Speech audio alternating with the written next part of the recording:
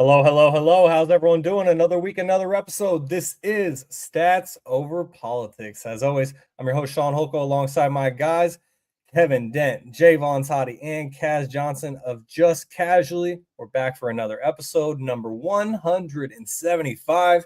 We're hitting another benchmark, only 25 away from 200 episodes of Stats Over Politics, as we have been locked in with you guys for about 3.5 years now. We're going strong, and it's coming full circle because we did this podcast the last time the 49ers and the Eagles played in the playoffs, and here we are back again for another recap of that matchup in the playoffs.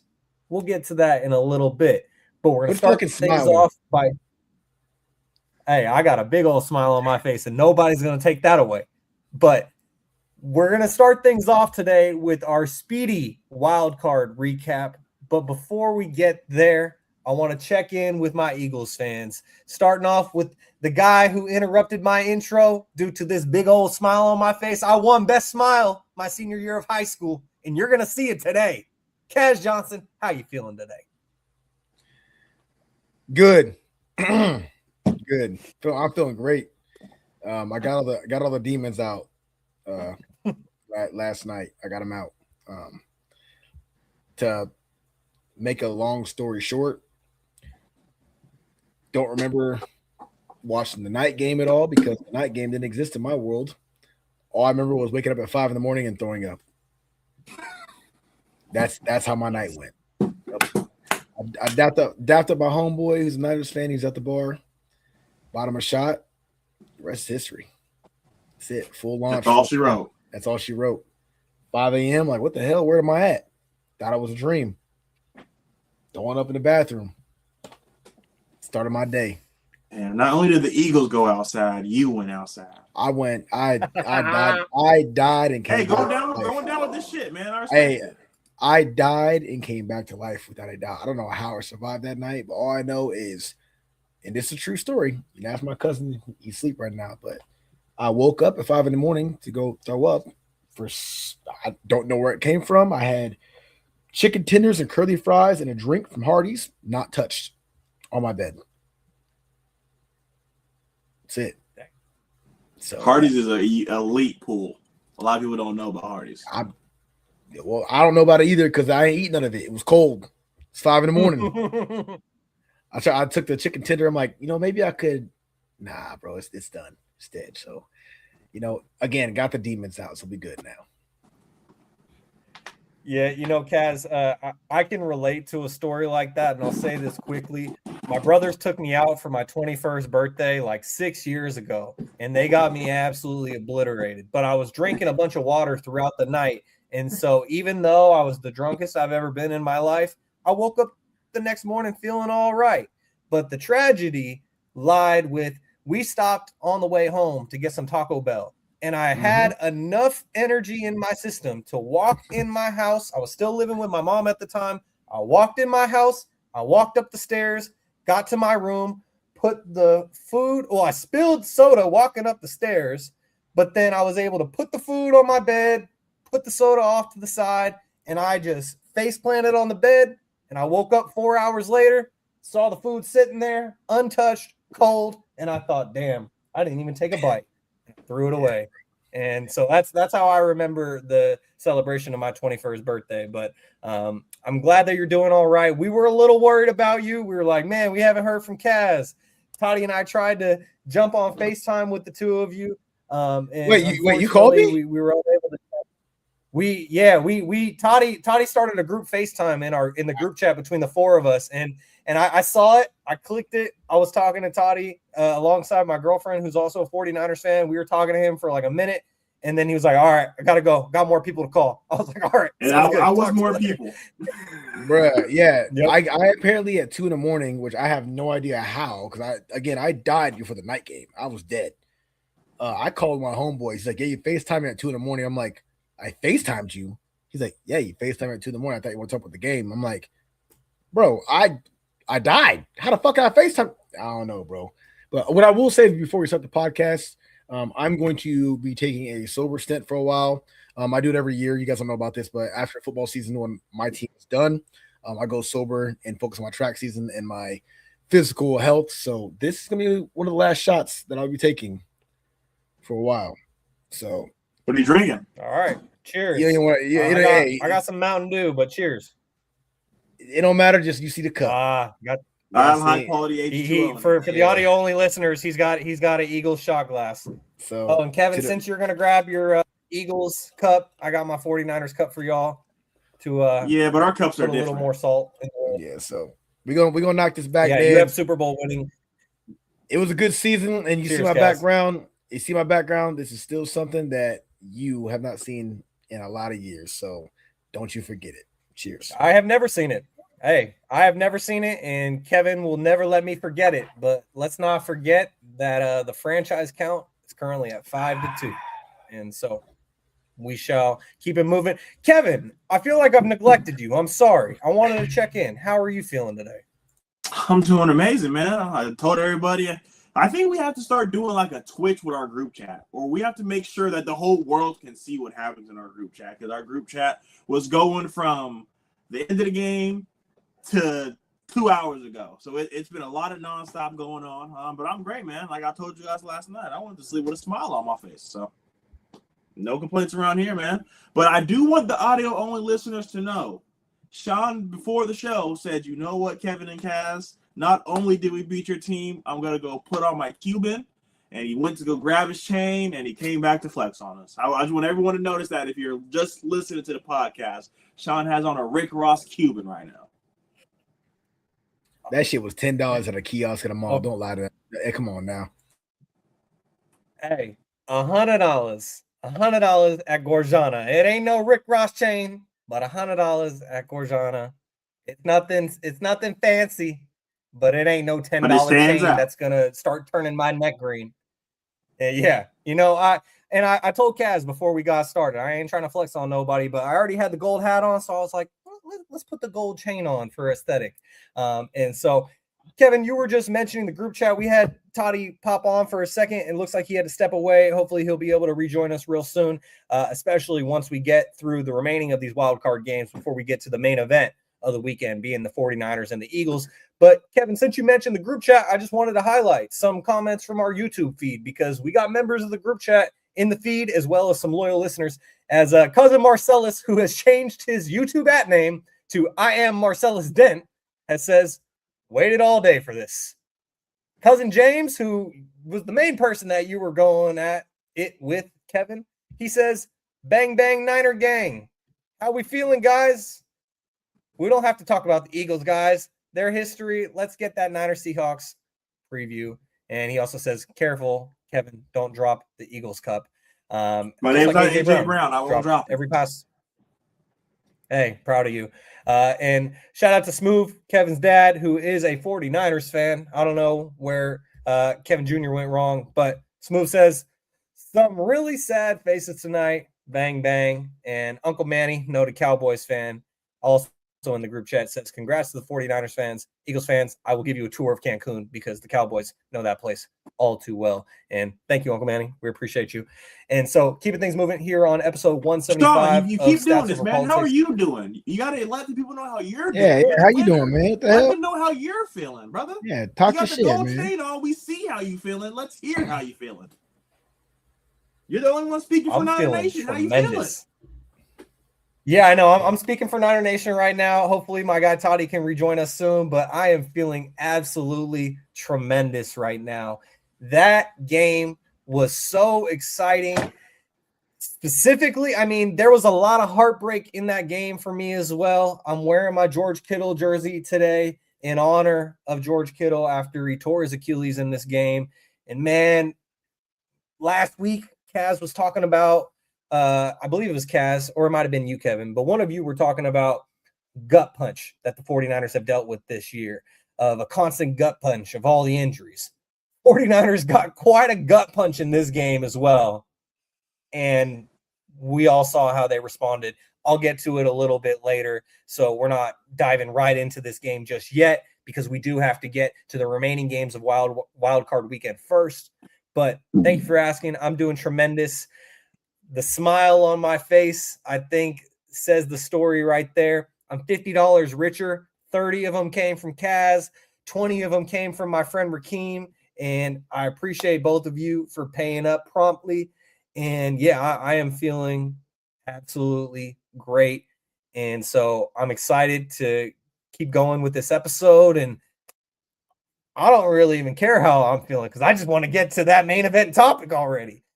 But we will start things off with the remainder of Wild Card Weekend. And guys, we're going to go in a bit of a reverse order because we had a great slate of games throughout the entire weekend. But the last game of the weekend was the only blowout. And that could have been Aaron Rodgers' last game, not only with the Steelers, but in the NFL, as the Texans beat the Steelers in Pittsburgh 30-6. That final score looks like a blowout, but it was really close for most of this game. It was 7-6 Texans entering the fourth quarter until a couple of offensive miscues for the Steelers that the Texans' vaunted defense capitalized on. And the Texans, they scored 23 unanswered in the fourth quarter to ultimately win this game by 24 points, but it was much closer than the final score indicated. And so, Kevin, I'm going to toss it to you first. Just what was your reaction to Coleridge Bernard and the Texans beating Aaron Rodgers and the Steelers? This defense is legit, man. I know it's gonna have an asterisk by because it literally came down to the last regular season snap of the Broncos for them to be titled the number one defense in the NFL. Starting 0-3 and to be where you are now, winning a playoff game, it says a lot about this team. Says a lot about this coaching staff. Coleridge Bernard. After that sophomore slump, a lot of people gave up on him. Those guys are not on this podcast because Shaun and I will always ride for the Ohio State University guys. But a lot of people gave up on him, man. And a lot of people were going to give up on Jaden Daniels. And, coming in so young, you're not seeing C.J. Stroud wasn't a Jaden Daniels. He wasn't a Bo Nix. He didn't go to college for 5-6 years. He did his time and he left. So he's a younger guy. So we're seeing a lot of guys wait their time to come out of the NFL. And I know NIL probably has a lot to do with that. But for C.J. Stroud to be where he is today, especially after that sophomore slump, is pat on the back to them. D'Amico Ryan has this team playing amazing. I think they have 3-4 All-Pros on that team. So hats off to them. They outscored the Steelers 24-0 in the fourth quarter alone. That game was 9-6 until Aaron Rodgers got a strip fumble. They scored again, and they threw a pick six to end the game. So it was a lot coming following a field goal after that before I mentioned those 3 just quick scores. They had a lot of opportunities in this game. The Steelers are always going to have opportunities. This defense is what they're known for. But they're also known for, unfortunately, decades on decades without a playoff win. So like Shaun said, is this the last time we're going to see Aaron Rodgers play? I would have wished he ended that last drive because now he'll be remembered his last pass being a pick six. So I hope he doesn't go out like this. I don't know where he'd go, but I don't want to see him go out like this, especially him being a California kid. I hate to see him go out like this, one of the greats ever. Since he's left Green Bay, it's been downhill, but there's a lot of factors that can go into that. But moral of the story is, maybe the grass isn't always greener. Chico, California is where Aaron Rodgers hails from, and then he went to Cal Berkeley. But before he got to Cal Berkeley, he went to Butte Community College. And so Aaron Rodgers is a NorCal guy through and through. I still shake my head and scratch it a little bit to think about the fact that the 49ers could have drafted him first overall. Instead, they took Alex Smith and they let Aaron Rodgers sit there till like 24 when the Packers took him. But nevertheless, if this is it for Aaron Rodgers, hell of a career for him. And just for the sake of time, we're going to keep it moving and get to the next game. And Kaz, I'm going to toss this one to you. This was the other game that could have been considered lopsided. It was the only other double-digit difference in final score, and that was the Patriots beating the Chargers 16-3 on Sunday Night Football. I know that you mentioned, Kaz, that you were blacked out for this game, but when it comes to the Patriots being able to defeat the Chargers and hold them to 3 points, would you attribute that more so to the Patriots defense just being great, or was it about what the Chargers couldn't do without their top offensive lineman? No, it's and I'm glad that game was such a stinker because I can look at the box score and go, okay, I see exactly what happened. You didn't have to watch. Yeah, I didn't have to watch that. So Exactly. thankfully I didn't miss a fucking banger. But no, it's a Chargers offensive line. It's a Chargers team in general. You gotta understand, like, guys, like even Omar and Hampton, who's their RB1, right? He wasn't RB1 to start the season. They still have been trying to figure out their identity on offense into the wild card round of the playoffs. They don't know who the hell they are at all. We know what Herbert's capable of. He's already done it multiple years, right? We know Lab McConkey's nice. We know, Keenan Allen, he's reliable when it comes to, getting 5 or 7 yards if you need it, right? We get that. But no Rashawn Slater, Joe Walt. Like I said, I think I mentioned last week, Mekhi Becton, he's been banged up, and I'm not sure if he played this game. I think he's out too for the rest of the season, but don't quote me on that because I haven't been paying attention. But either way, you got. I think Becton did play, but he's ranked really low when it comes to his position group. Yeah, he's had a bad season. He's had a rough season. But when you got a quarterback like Justin Herbert, and you look at his surrounding weapons, I mean, hell. QJ had to have a career year for them to even have a shot to even be in the position they're in right now. The Patriots were the better team through and through. They talk about the strength of schedule with the Patriots, like, oh, they're only there because of X. These are NFL teams, man. I don't give a fuck about strength of schedule. I've seen really good teams lose their fucking bums. It's any given Sunday, truly. So the simple fact is the Patriots are a winning team. They have an amazing quarterback. They have an amazing coach. They have amazing weapons all around. And something that people aren't talking about in the NFL right now, which I think we should focus more on, is how good these teams are that have the dual running back tandems. Okay, having a Ramondre Stevenson and a Trevion Henderson, it changes everything. That's what Pittsburgh relied on all season long, was Jaylen Warren and Kenneth Gainwell. Kenneth fucking Gainwell, who he got my respect. He did get my respect, after he left Philadelphia, because he pissed me off a couple times, but he got my respect. But all in all, Kenneth Gainwell was never supposed to be what he was in Pittsburgh. And he was that guy in Pittsburgh. And I got a couple of homies that are Steelers fans like, yeah, we love Kenny G, man. I'm like, I'm glad that he's thriving over there. But the Patriots it's a winnable game. It's a must-win game. And Shaun, your camera's amazing right now. It was a winnable game. It was a must-win game. You're at home, and you're going against probably the worst team in the playoffs. Maybe Carolina's were, I don't really know, but really seeing how Carolina played against who was it? Goddamn, drawing a blank here, guys. Rams. Thank you, Rams. Carolina, they have a solid defense. Carolina, they've shown signs of having like heart. The Chargers' story has been, and obviously their demise was, you guys are banged up, man. You're banged up, and you go against the Patriots, they were the 2 seed, if I'm not mistaken, in New England. Drake May, MVP caliber year. Yeah, the end result was, it should have been much worse. It should be much worse. The only way that the Chargers were going to win that game is if Justin Herbert, and I hate to put it all on the quarterback, but if he were to turn into, I don't know, Jesus Christ. Yeah, you know what I mean? That's about it. Play hero ball for 4 quarters, and that ain't going to work against a team like the Patriots. So expected result, and the fact that it was a stinker of a game just comes to show that the Patriots went in there, they played conservative, they did what they needed to do, and their game plan worked. Hey, we don't need to go out here and have a tremendous game against this team. We can win just by playing solid football. That's it.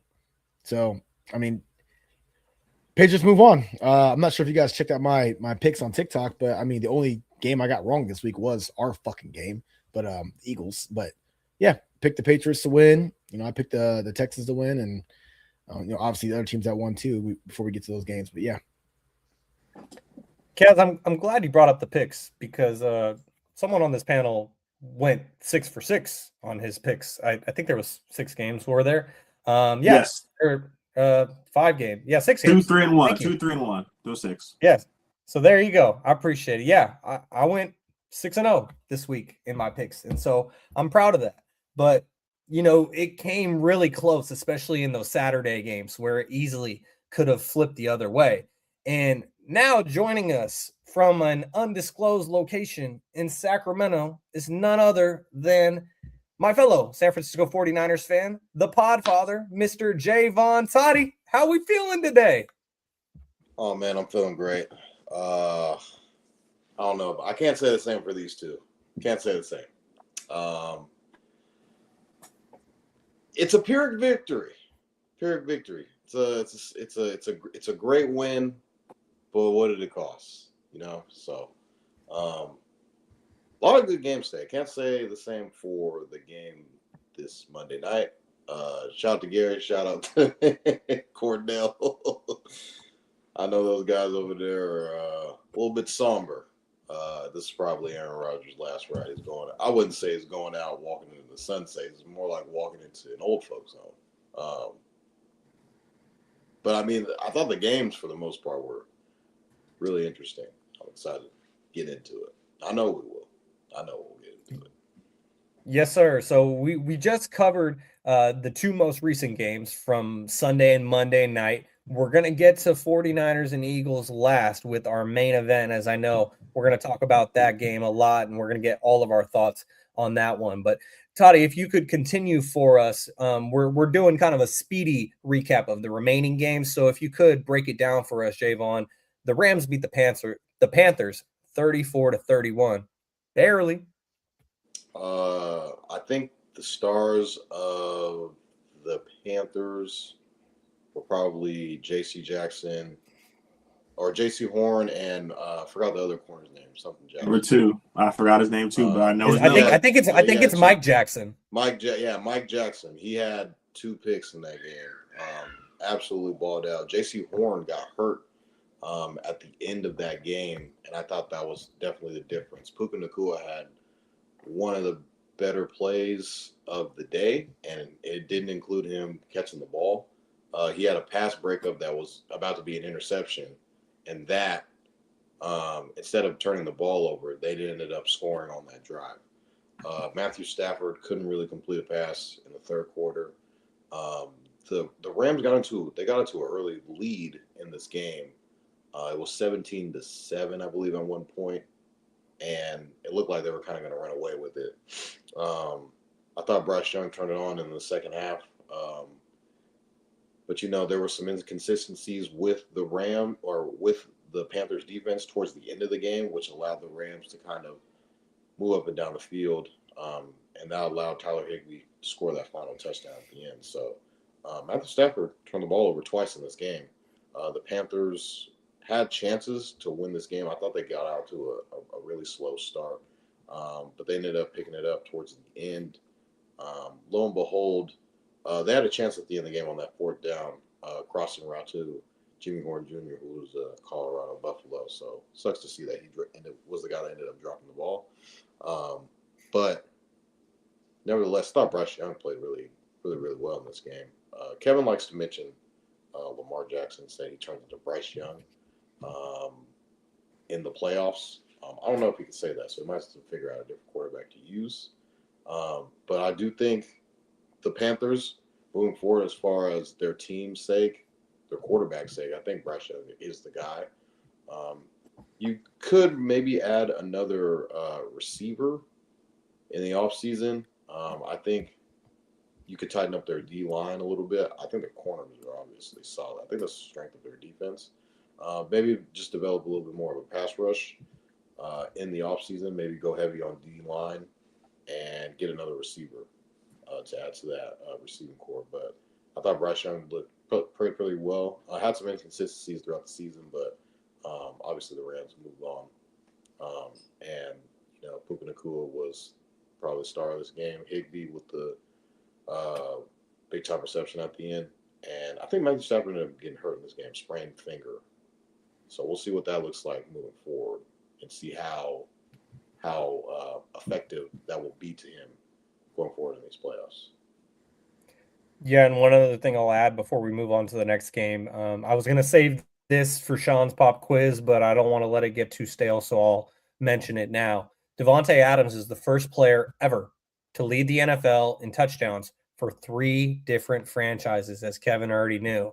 He did it for the Packers, Raiders, and Rams. And as LA Football Network tweeted, different jerseys, same dominance. That's Davante Adams football for you, straight out of Palo Alto. So shout out to Davante. Even though he's on the Rams now, still got love for him. As we keep things moving here on episode 175 of Stats Over Politics, Sean Holko alongside Kevin Dent, Jaevon Toddy, and Kaz Johnson. I'll get to this next game because this is my pick to win the Super Bowl. I know Kaz and Kevin and Blue, they all got their brackets busted in the first round with the Eagles getting knocked out of the playoffs in the wild card round. But my bracket still looking pretty good. As Jaevon, I was saying before you arrived, I went 6-0 in the first weekend. So I'm happy about that. And I'm going to continue to a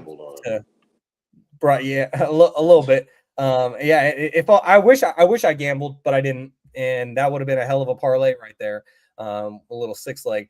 But the reason why I mentioned that is that the team that I have winning the Super Bowl advanced, and that is the Buffalo Bills. Jaevon, you and I used to always say no one circles the wagon like the Buffalo Bills, just like Chris Berman. And Bills Mafia, they came down to Duval, and they got a 27-24 win against the Jaguars. But it came down to the final seconds. Josh Allen scored a 1-yard rushing touchdown with just over a minute to go to win this game. The fourth quarter was very back and forth. I mean, we went into the fourth quarter with Jacksonville trailing 13-10, and then they score a touchdown to go up. The Bills match it with the Dalton Kincaid touchdown from Josh Allen. Jaguars come right back, and Travis Etienne, the Clemson connection between him and Trevor Lawrence, leads to the Jags going ahead once again with 4 minutes left, but you gave Josh Allen way too much time as he ends up scoring the touchdown with a minute and 4 seconds left on a 1-yard rush. The Bills converted multiple fourth downs throughout this game. There was multiple times where you had Jim Nantz and Tony Romo saying, well, Jim, this is it. 4th down. Can the Bills get it? And they did time after time after time, including on that final drive for Buffalo. As Josh Allen, he finishes this game 28-35 for 273 passing yards and a touchdown, 0 interceptions. Trevor Lawrence, on the other hand, while he may have had 3 touchdown passes, he had 2 interceptions on this game, 18-30 for 207 yards. Trevor Lawrence wasn't terrible, but he needed to play better than Josh Allen. And that's ultimately why the Bills were able to get this win. I saw on TikTok when we released the clips from last week when I was saying this is the Bills' best chance to win a Super Bowl. And there was a bunch of people come after me in the comments saying, oh, every podcaster says, oh, this is Josh Allen's best chance. Oh, Josh Allen has the worst team he's had in 5 years. How is this his best chance? Because Patrick Mahomes isn't there. He just beat an inexperienced Jaguars team. Like, yeah, I know that they came back to beat the Chargers when they were trailing 24-0 or something like that. And then they won 27-24. I think same score, something similar to that. But aside from that, this is a new head coach. Liam Cohen, I mentioned last week, he has unlocked Trevor Lawrence in a way that no coach in the NFL has been able to do to this point. And so just as the reporter said to Liam Cohen in the postgame press conference, the Jaguars should hold their heads high because they had a greatly impactful season in Duval, as Liam Cohen said in his opening press conference to be introduced. But the Bills were built for this, and that's why they ultimately got this win, and they're moving on. My Super Bowl pick is still alive. I hope to be wrong that the Niners beat the Bills in the Super Bowl, but the Bills are moving on, and I think that this is their best chance to win a Super Bowl this year. So before we move on, I just want to say one quick thing about the Bills. They were one of the teams that voted against the tush push and did a 10-yard tush push. I just wanted to throw that out there. There you go, hypocrites. And we're not getting to the Eagles and 49ers yet, but since you mentioned that, Kevin, did you see that Robert Saleh said going into the game, there was a reporter who asked him what his thoughts were on the tush push, and he said, I'm all for it. If you can't stop it, then that's a problem for you. He said, if we're going to get rid of the tush push, then we should get rid of the forward pass because some teams do the forward pass really good as well. And so Robert Saleh was all for it, and he found a way to stop it. As we keep things moving on to the next game, Kevin, I'm going to toss this one. Actually, we got one game left now that I count up correctly. And actually, I'm going to toss this one over to Kaz because, Kaz, I know that based on the outcome of this game, you were planning to head to Chicago next weekend. And obviously that's not going to happen now, but the Packers, they came back to beat the Bears came back to beat the Packers. And now that I think about it, since Toddy has arrived, I apologize, Kaz. I'm going to toss this one over to Toddy because Caleb Williams is his guy. He's been his guy since his sophomore year at USC.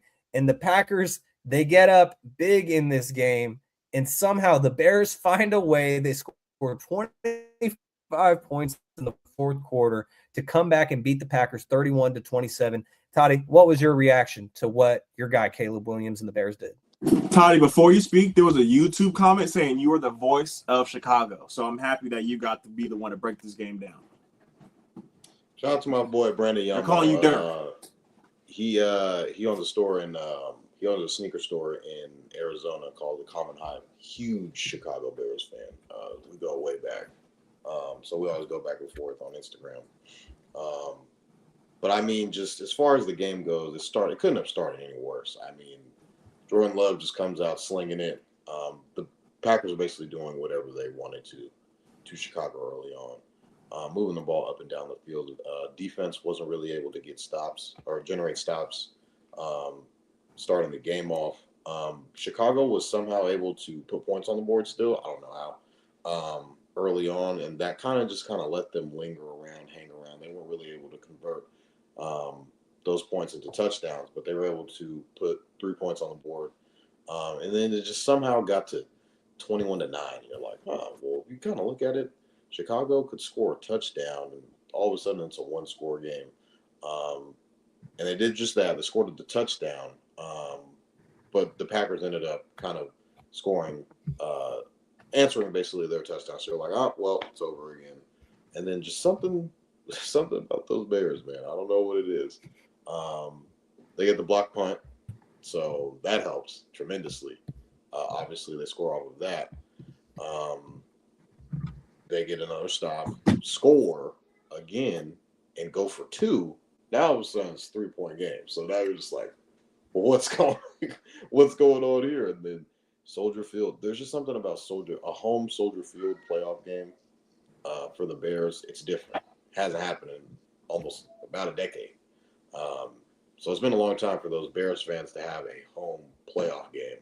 And it was just insane, the environment of what it was like. And just for Caleb Williams to lead that game-winning drive again, we've seen it time and time again on just what the Bears have been able to do. It's just not something that you can just repeat. This is just something that you just had to see it to believe it. And this is what Chicago's been doing literally year in and year game in and game out. So it's kind of a part of what their DNA is. You would like for them to, I'm pretty sure most Bears fans would like for them to start their games out this way so they don't have to just deal with all of the just go, your heartbeats per minute. I can only imagine all the people that are wearing Apple Watches at that Soldier Field game, what their heartbeats per minute were at during the game itself. But I mean, you gotta give your hat tip to the rookie Colston Loveland, who was drafted early on in the first round, and those two tight ends early on. I believe Tyler Warren or Colston Loveland was drafted before Tyler Warren. A lot of people were saying, well, Tyler Warren is the better tight end, and both of these guys are insane talents. I just think Colston Loveland coming into the season, he was just a little bit banged up and was trying to get acclimated to the offense. I feel like towards the second half of the year is where he really started to come into his own and just start to show you what type of player that he is. And as far as Caleb Williams goes, I mean, just the sky is the limit for this guy. I understand that he's only completed 58% of his passes. And a lot of people say he's an inaccurate quarterback. And by the numbers, you could argue that he is. But if you turn on the tape and show what this guy is capable of doing when the game is on the line, game in and game out, he's a top 5 quarterback. I think Caleb Williams, yeah, guys, you heard me what I said, top 5 quarterback. I just think with him in this offense, you have guys like Luther Burden, Rome Odunze, who just came back from injury. You have Colston Leveland, who I already mentioned. And you have Ben Johnson at the helm, calling these plays for him. He could be a top 5 guy. The throws that he made rolling to his right on 4th and 9 with the game on the line, there's only like 3 people that can do that, like in the whole entire world. So, yeah, I'm gonna go out and say it. Caleb Williams, top 5 quarterback. I don't care what you guys say. Argue with the wall. The stats might not prove it, but I watched the tape. Tape is saying he's making top 5 throws. Can you name those top 5 guys for us, just real quick? I'd love to hear the top 5. I know one of them is that not the guy that's. Oh, here we go. I can tell you that. Here we go. We don't have time to go back and forth, Toddy. Just list your 5 and we'll move on to what everyone wants to see. Caleb Williams, Caleb Williams, Caleb Williams. Oh, my God. Oh, come on, Toddy. Next question. All right. AKA, they called me out and I really don't believe it. But let's move on. Well, the evolution is crazy because when he was in college, he was a top 15 quarterback. After his rookie year, he was maybe a top 20 quarterback. Now he's skyrocketed up to the top 5. So kudos to Caleb Williams for his evolution as a quarterback. And Toddy, I respect that. You always stand 10 toes down when it comes to your guy, Caleb Williams. And so I'm also glad that I had the hindsight to toss it over to you for that, because that was a game that we had to hear from Toddy on that one. As we keep things moving here on episode 175 of Stats for Politics, Sean Holko alongside Jaevon, Toddy, Kevin Dent, and Kaz Johnson. All right, everyone. You've been waiting nearly 40 minutes for this moment. Some of you have been waiting since yesterday afternoon for this moment, and it's time to get to the main event. Even though this isn't our last segment, this is the main event of today's episode, and it is the fact that the 49ers beat the Eagles 23-19 in Philadelphia. I'm going to start things off by saying that I'm going to go last on this one because I do have some things prepared to say. But before we get to me and Toddy, we got to hear from the Eagles fans first. Or Kevin, since last week you wanted to flip-flop, should we sandwich the two Eagles fans in the middle and hear all the excuses in the middle and hear from the 49ers fans first and last? What do you think we should do? Well, since you already clapped last, I think we should just go every other. So you can either pick the guy that gave you money or the guy that just gives you shit. And then Toddy will go, and then the next one will go, and then you'll go. All right. You know what? Kaz Johnson, just casually last week, you said, let's get the excuses ready. So let's hear your excuses for the Eagles. And also, Kaz, you threw me off. You confused me earlier because I sent the rundown in the group chat, and then I got an identical message back, and I was like, did he react to the message? Like, because I was looking at it on my watch, and I was like, did he react to the message? Like, what happened? And then I scrolled through it, and I was like, oh, he changed it to Eagles beat Eagles. Oh, so the Niners get no credit. Got you. So, Kaz, since you told us to get our excuses ready, let's hear the ones that you have prepared. I don't for have the Eagles losing to the 49ers 23-19. I don't have an excuse for the reason why we lost, but what I will say is the reason why we lost. And the reason why we lost has nothing to do with your fucking team at all, man.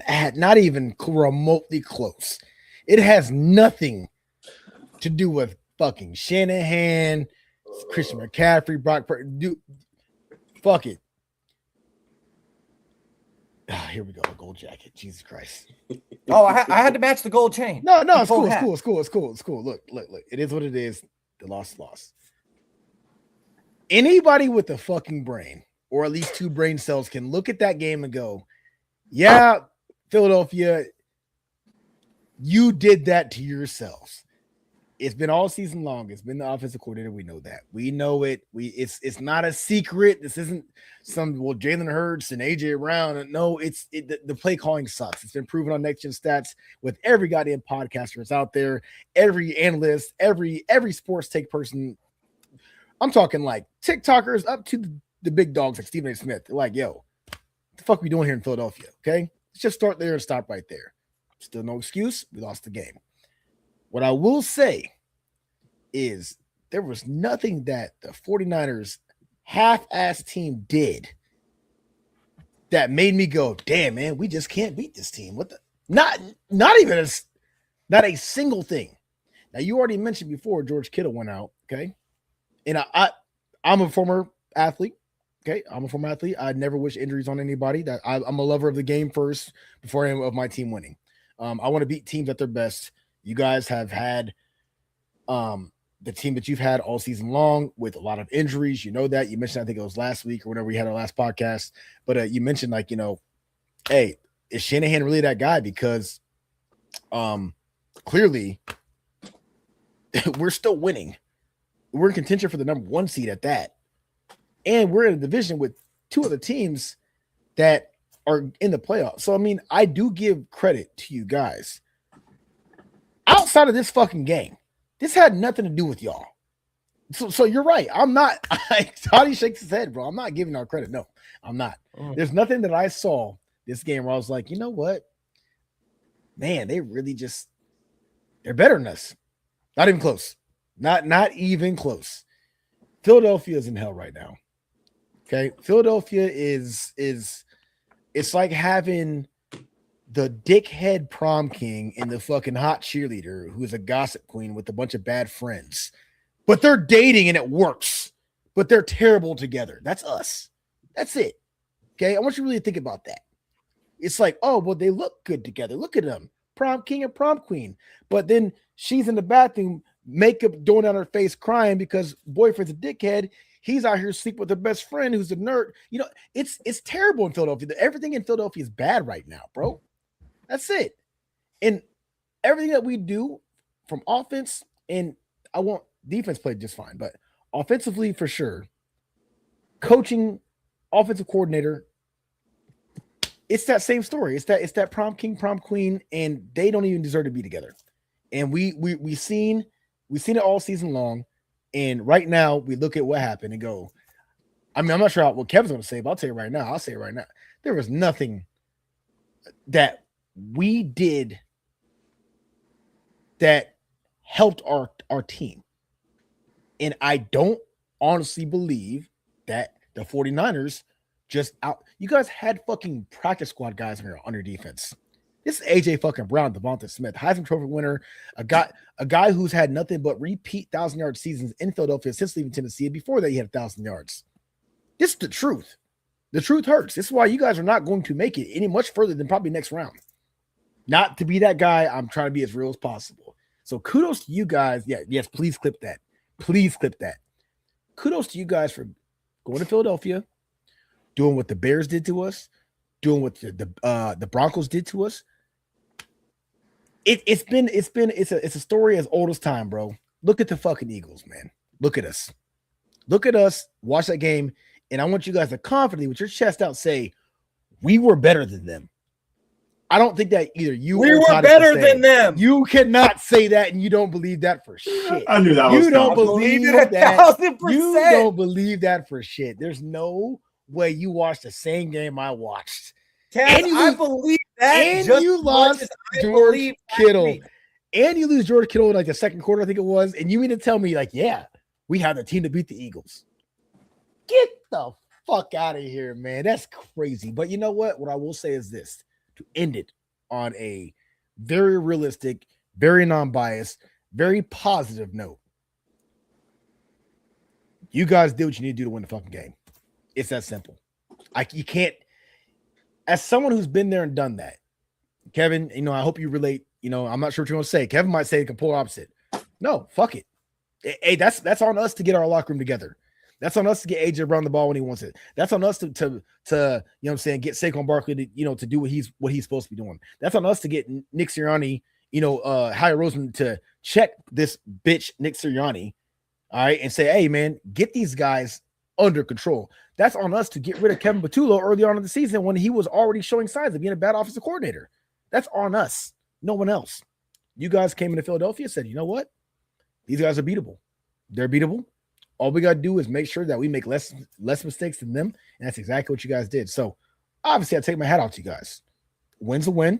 It is what it is. I'm not making no excuses, and I said that right in the comment section of that YouTube short with that fucking lame fucker who keeps calling me out, okay? Whoever he is, he can Let me just hold my tongue. Anyways, what's your excuses? I never said I was gonna make excuses. I said y'all was gonna make excuses after your loss. We gonna take this shit to the chin. That's it. So I'm gonna take this loss. It is what it is. But I dare a 49ers fan to sit here and tell me, yeah, we were the better team. We had to do it again, Cass. Yeah, we were the better team. That's all I got, though. Shout out to the Niners, man. Good luck next round. I'll be seeing you here soon on the same couch. Well, we see Sal on Instagram say, kudos to the Niners. Can't wait to play again next season with a more competent offensive coordinator and that Niner chick, a.k.a. T. Check out T's Treats as well. She says, for real, I know the champs was hurt. This was a tough loss. It certainly was for the Philadelphia Eagles. And we see Cousin James in the comments. Cousin Julian, who's a Cowboys fan, says, as a division rival, it put a smile on my face to see the Eagles lose. Go Cowboys, as he was hate watching, just like Uncle Manny. And DFS Whisperer says Falcons winning the Cancun Bowl. But Cousin James most recently said, we're a team. The Eagles aren't a team. They're a group full of egos. What a great comment. The Philadelphia Egos. I love it. That's perfect. I love it. The Philadelphia Eagles. That is actually funny. That's fucking hilarious because it's true. Goddamn. Fucking AJ Brown is one of the biggest egos out there of the Philadelphia Egos, or Eagles. Before we pass it to Toddy, I have to defend myself in the comments because James is having one of those moments. We're all taking turns here. Kevin's not just mute. Kevin's waiting his turn. I just wanted to make sure everybody knew that before he's charging up, bro. Saying Kevin's not saying shit. Cat don't charging up. I just want everyone to know that. I'm waiting my turn patiently.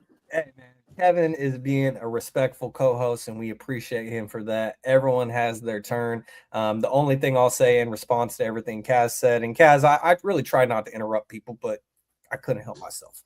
You were asking. No, it's fair. It's fair, bro. It's fair. I'm talking my shit, and I mean it. Yeah.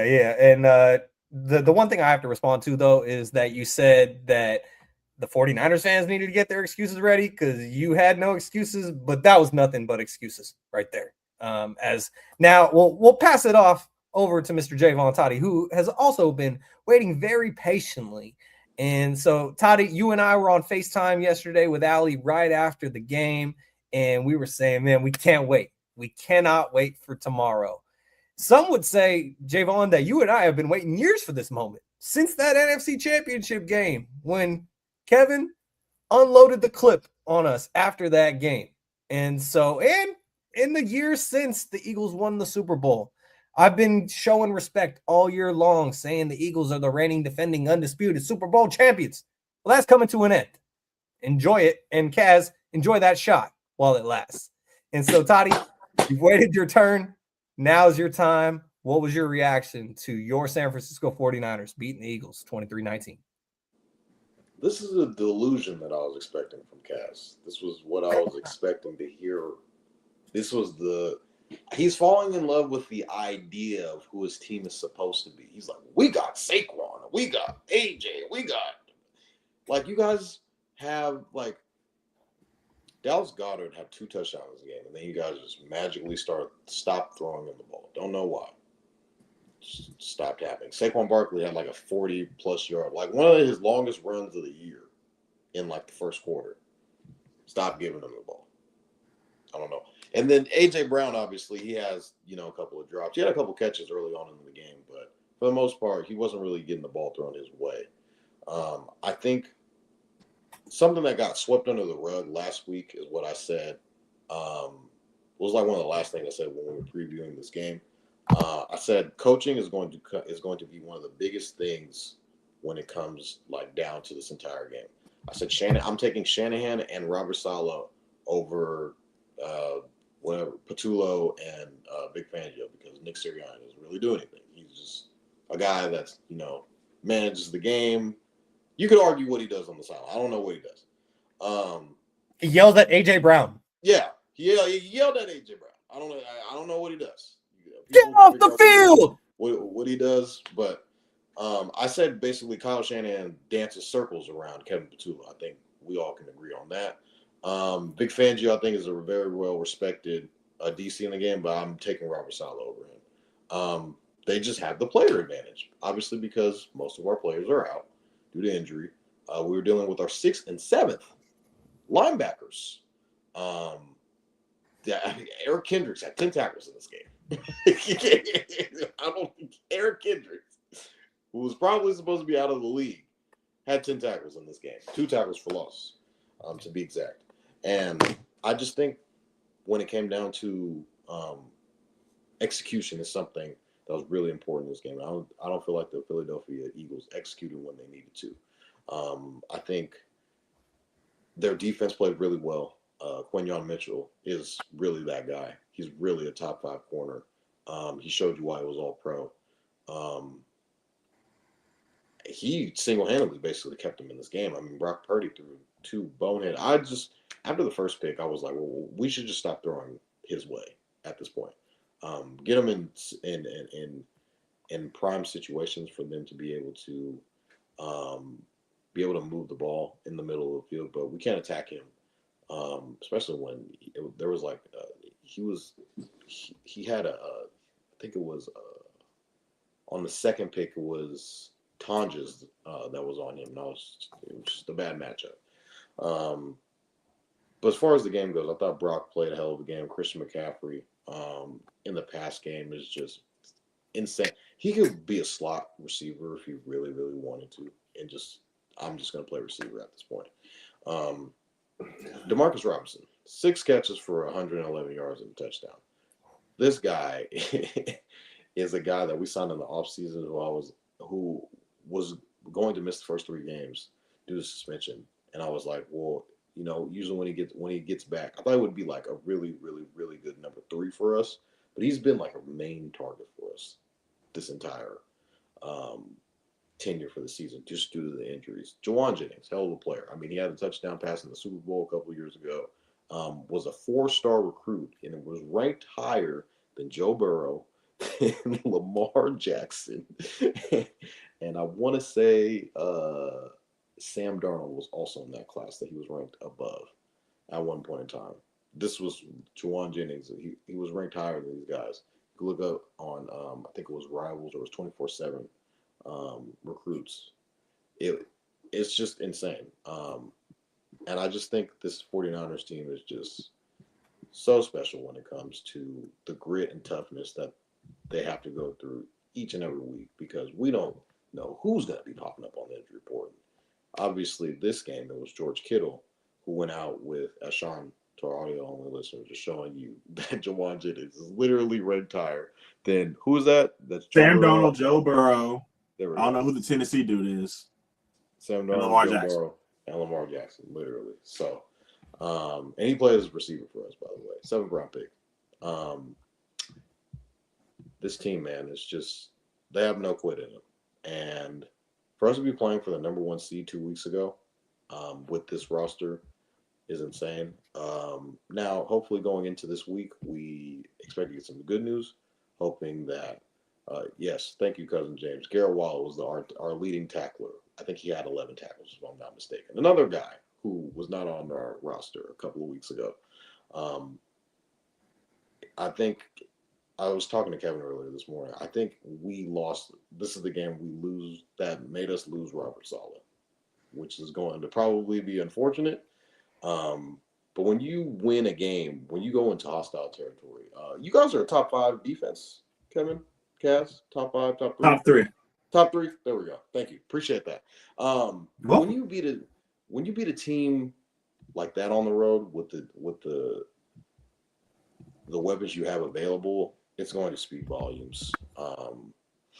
I think it's just, I don't know how Shanahan's not coach of the year. I don't know how you got to scheme it up. I understand what all the other guys are doing, but I'm just saying from a talent standpoint, it's just not even close. What's going on in San Francisco? So, yeah, Kevin. Last week he said that it was going to be belt to ass. I remember the last time he said that, and I was trying to warn him. Me and Shaun were trying to warn him, like, hey, remember the last time you said it was going to be this, that, and the third, but it ended up working out the other way for you.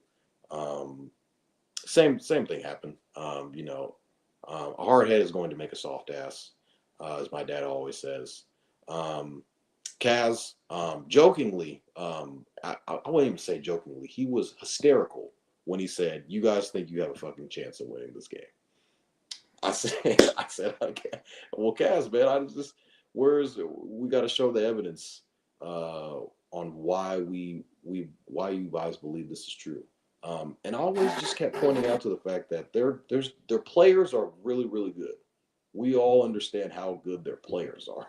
That was never the question. It always came down to coaching.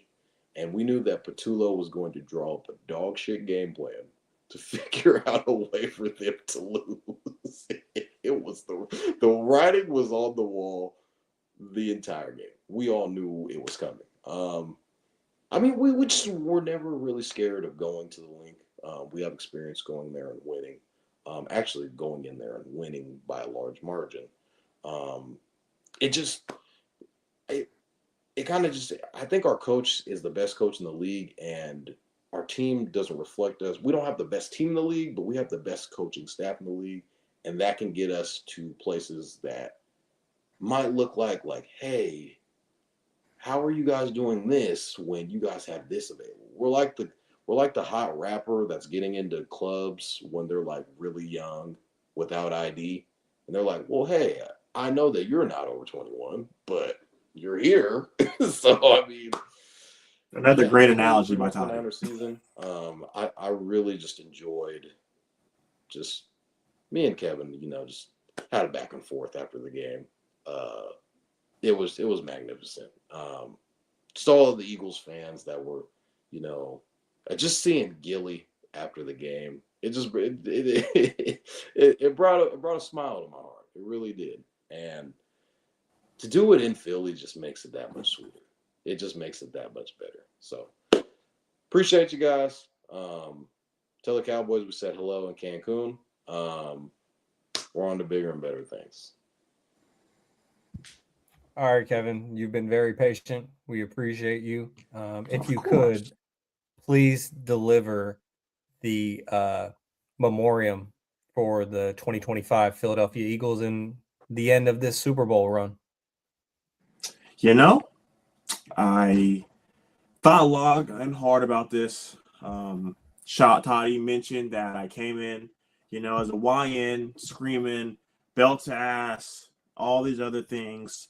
So I wanted to come on here and apologize to absolutely fucking nobody. You guys fucking stink.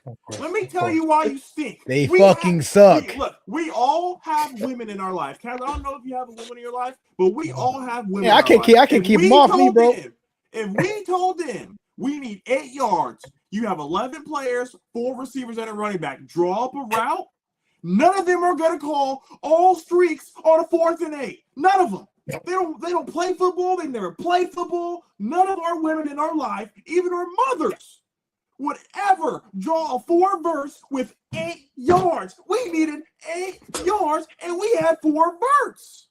Okay? I had to get that out there. Kevin Petulo, a couple weeks ago when your house got egged, I felt bad. I don't give a shit. You need to put your house in the market, and you need to leave. Since we had a Super Bowl winning team, and we decided to hand that Super Bowl winning team to someone who's called not more plays than Shaun, than me, than Toddy, than Cass, than our mothers, than anybody in the comment section. But none of them called plays. We could have given the job to anybody, but we decided to give it to Kevin Petulo, who had just as much experience as the rest of us. Okay? Moving on. Second half possessions. 3 plays, 7-yard punt. 4 plays, 6-yard punt. 6 yards, punt. 10 plays, 23 yards, punt. 3 plays, 7 yards, punt. 8 plays, 32 yards, punt. Last series of the game. 10 plays, 44 yards, turnovers on downs. Dan Orlovsky said it the best. The Eagles ran 10 plays on their last series. 6 of those plays they ran previously in the game.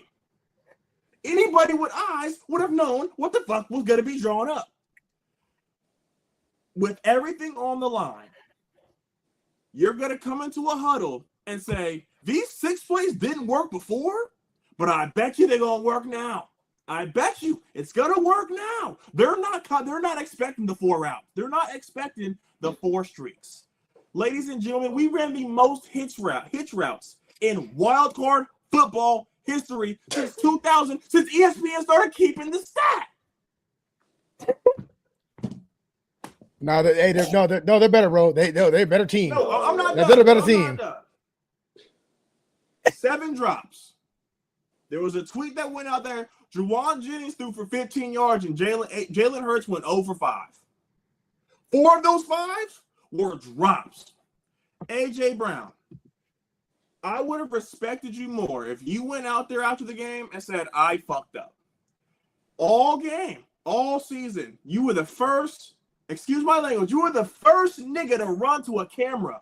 Wherever it was pointed, you were the first man to run to a camera and say, you see, they're not getting me the ball. Everybody, they're not. I'm going to go on Twitch. I'm going to go on IG. I'm going to go on Twitter. I'm surprised he didn't go on TikTok. He went everywhere to complain he was not getting the rock. We had 4 drops on 3rd down. Not only was that the most for the Eagles this season, it was the most in any playoff game since ESPN kept the stats of drop passes, and that was in 2006. Nah, they're better than us, bro. Go ahead, talk your talk. Like, what are we talking about? We have seen this movie over and over and over for 19 fucking weeks. And Kevin still came on here and said, we're going to beat the shit out of you guys. It had nothing to do with the Eagles. It's because Kevin is Kevin. I'm going to say that next year when we play you guys, I'm going to play the year after. No matter when we play you guys, I'm going to say we're going to put belt to ass because this was horseshit.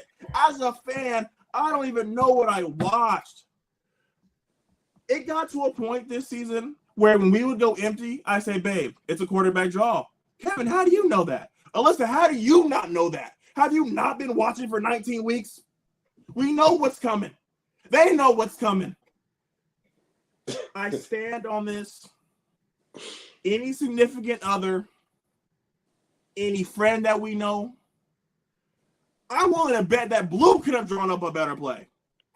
4th and 8. Blue don't got no thumbs. 4th and 8. We only need 8 yards. And we ran 4 streaks. We got our all-pro guy not catching passes. We got Saquon dropping passes. We got Smitty dropping passes. With all that being said, I'm going to quote a guy I thought I would never quote in my life. Oh, my God. Le'Veon Bell went to Twitter after the game. If you've ever seen your team win a Super Bowl, a Stanley Cup, an NBA championship, or a World Series, you are blessed. Every Niner fan that's not 50 hasn't seen shit. You've never seen this. You've never seen confetti fall down that's your color. Never in your life. Got the props. You never fucking will. I have Michael Phelps motherfucking swimmers in my DMs talking all day. Kevin, we have 5. You have 2. You, not only were you not even a sperm cell in your dad, you weren't even a fucking thought. You weren't even a thought in your dad's mind to say, I'm going to have a kid named Toddy. I'm going to have a kid named Shaun. I'm going to have a kid named James. You know why? Because he was in 3rd grade watching it for himself on black and white television. Google wasn't even invented the last time you won a Super Bowl. We all go to Google for all of our stats every week, and Google wasn't invented. There was no social media. The last time they won something, we were all extinct. There was no cable. You had to watch the games back. You couldn't even watch the Super Bowl live. You had to TiVo it.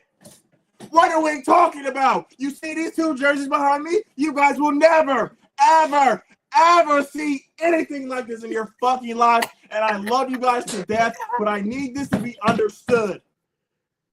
James, Shaun, Toddy, you guys would kill to beat Kevin Dent.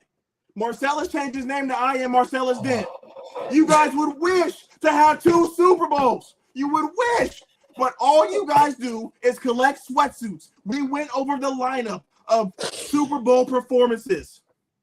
that your Super Bowl coach of the year, all we talk about, Shakira, J-Lo, Usher, Beyonce. He's opening a vintage sports store with all the sweatsuits. He's not winning shit because he can't win shit. So for all you guys saying I'm taking him over Nick Sirianni has a ring.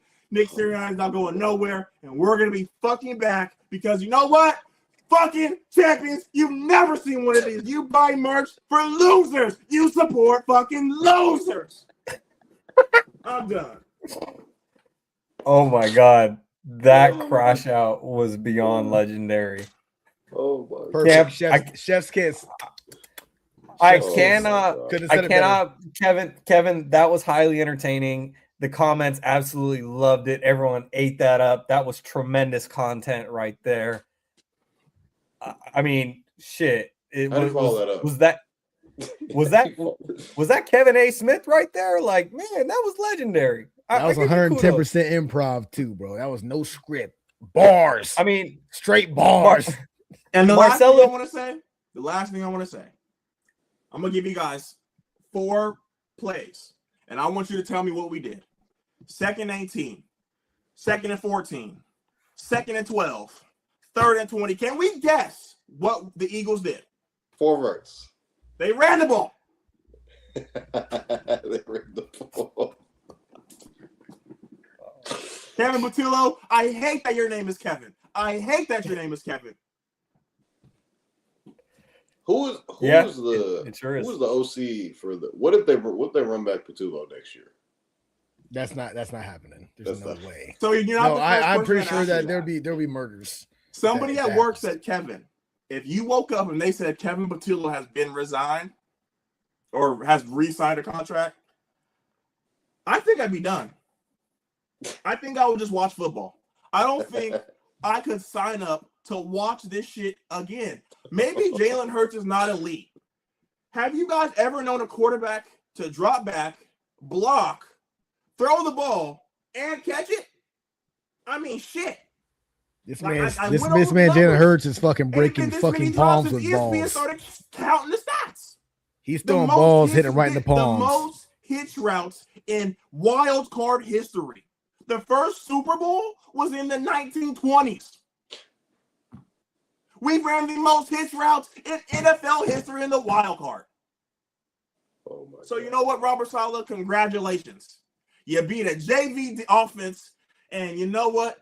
Quinyon Mitchell, I forgot to say this. Besides, if you would have just showed up in the first fucking drive, we win that game. Toddy mentioned, I don't even know his name. Oh, DeMarcus Robinson, 100 yards. 75 of those came on the first drive. Oh, guess who was guarding him on that play? Quinyon fucking Mitchell. I was telling Alyssa, I need to burn this fucking jersey because this is a disgrace.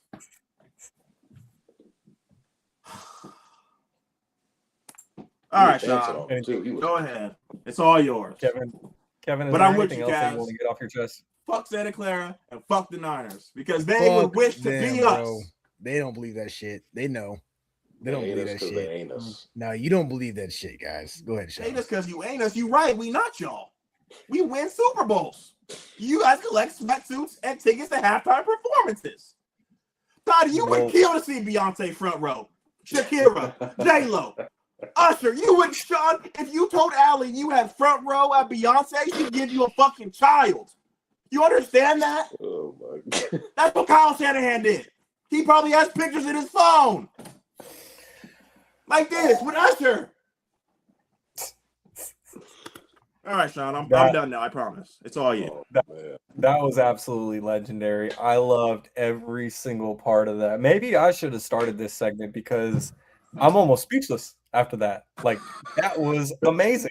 That was absolutely amazing. I loved every part of that, especially when, Jaevon, we heard the losers say that we're losers. That was crazy. No, I didn't say you were losers. I said you are the shit that I wipe my ass with. That's what I said you were. You said we were losers. You said that there at the end, but you know, we can also be the shit that you wipe your ass with. I got some dude wipes if you need them. Highly helpful. Give them to Kyle Shanahan because he always shits himself in the big game. Ooh, well, he might need it more than me. we'll have to circle back on that, as everyone likes to say via email when the new year starts. Hey, just circling back to what we were talking about from last year. But Jaevon, I wish you didn't have to step away. I know you got father duty to attend to as the resident pod father, but Jaevon, right now, I hope he's listening because he's missing out on our favorite song we hear every year. Cry, Eagles, cry. Because we're Super Bowl champs and the Niners don't have any. Shaun's never seen a Super Bowl in his life. Hit him low, hit him high. All right, now I'm done. I didn't like that, by the way, so I had to interrupt. I'm sorry. That's all right. I will keep running it back until I can get this out. But Toddy's back now, so it's cool. Jaevon, I was just saying how it was unfortunate that you had to step away for a moment just because you were missing our favorite song, and so we shall run it back because, oops, that's the pop quiz. Oops, bad producer error on my part. Kevin got me fragile. Cry, Eagles cry, on the path to misery. Cry, Eagles cry. You know, when we did this a couple years ago, when the Eagles lost the Super Bowl against the Chiefs, I had a whole rendition and everything, but I'm just going to leave it at that. It's cry, Eagles cry, on the path to misery. E-G-O, Egos! Because they're the Philadelphia Eagles, right? Wasn't even your joke. How dare you steal that joke? Now, I stole that shit, and I'm giving credit where it's deserved, as we highlighted the comment earlier. Now I'm scrolling back up just to try and highlight it. I think it was from cousin Marcellus who said that with the Philadelphia Egos. But I loved every single part of it. Getting to just my thoughts on this game, I got a lot of stats for you guys, but before we get to those, I mentioned at the top how George Kittle goes down in the second quarter. I thought that he just sprained his ankle. The first zoom in I saw on him was when he was holding his right leg, and it looked like he was holding his ankle. He was apparently holding his Achilles because, as you could see in the replay, his calf popped and he had a devastating injury at that point. And I was absolutely heartbroken because George Kittle is the heartbeat of this team. And this 49ers organization has dealt with nonstop injuries for years, dating back to the 2019 season when they made their second Super Bowl run in this century and they lost to the Chiefs for the first time. And it continued on to this season. But the thing that I told both of you, I told all of you, but I directed it at Kaz and Kevin last week, is the thing about this 49ers season that's different is they continue to find a way. Time after time, somehow, some way, they find a way. George Kittle goes out with an absolutely devastating injury. He's done for the season. He'll probably be done for half of next season. But what happened on the next play? They complete a 45-yard pass from Brock Purdy to, I believe it was to Robinson. And at that point, I'm like, I wasn't even happy about it. I was like, great. I'm glad that they had a nice play for George, but we just lost one of our best players. Add him to the list. We have lost player after player on this 49ers team, but yet they still somehow find a way. And Kaz and Kevin, whether if you want to give the 49ers credit for winning this game, or as Kaz said it before the show started, the Eagles lost them this game, and it had nothing to do with the 49ers. It had everything to do with the Eagles handing them a victory. However you want to frame it, the 49ers that had been decimated. Like last week, Kevin was saying how, if you guys were at full strength, it'd be a different story. I would actually be concerned about this team, but you're not that team. I'm not concerned about them. The Eagles are going to win. You guys said that all so definitively last week, but the 49ers continue to find a way. And that's why I picked them to go to the Super Bowl again this year. Probably my pessimism shined the most when I said they're going to get all the way to the Super Bowl again just to collect another sweatsuit, Kevin. And then they're going to lose to Josh Allen and the Bills because this is his best opportunity. But to get that far, they have to continue to find a way. throughout the postseason. Last week, Kaz was just saying postseason football is different. And it is. But when the 49ers are matched up against a team like the Eagles, who to me, I felt like the Eagles were frauds coming into this game. You can blame Kevin Patullo. You can blame whoever you want. Blame A.J. Brown. The Eagles are frauds, and they proved that in this game. If the 49ers didn't win it and the Eagles lost it, doesn't that just reemphasize the point that the Eagles are fraudulent? Like, credit to you. You won the Super Bowl last year. You did it in dominant fashion. You got your get back. Congratulations. No one can ever take that away from you for life. Kevin, you'll have those jerseys hanging up there collecting dust. No one can take that away from you for life. But this Eagles team this year is different. Last week, I highlighted the loss to the Cowboys.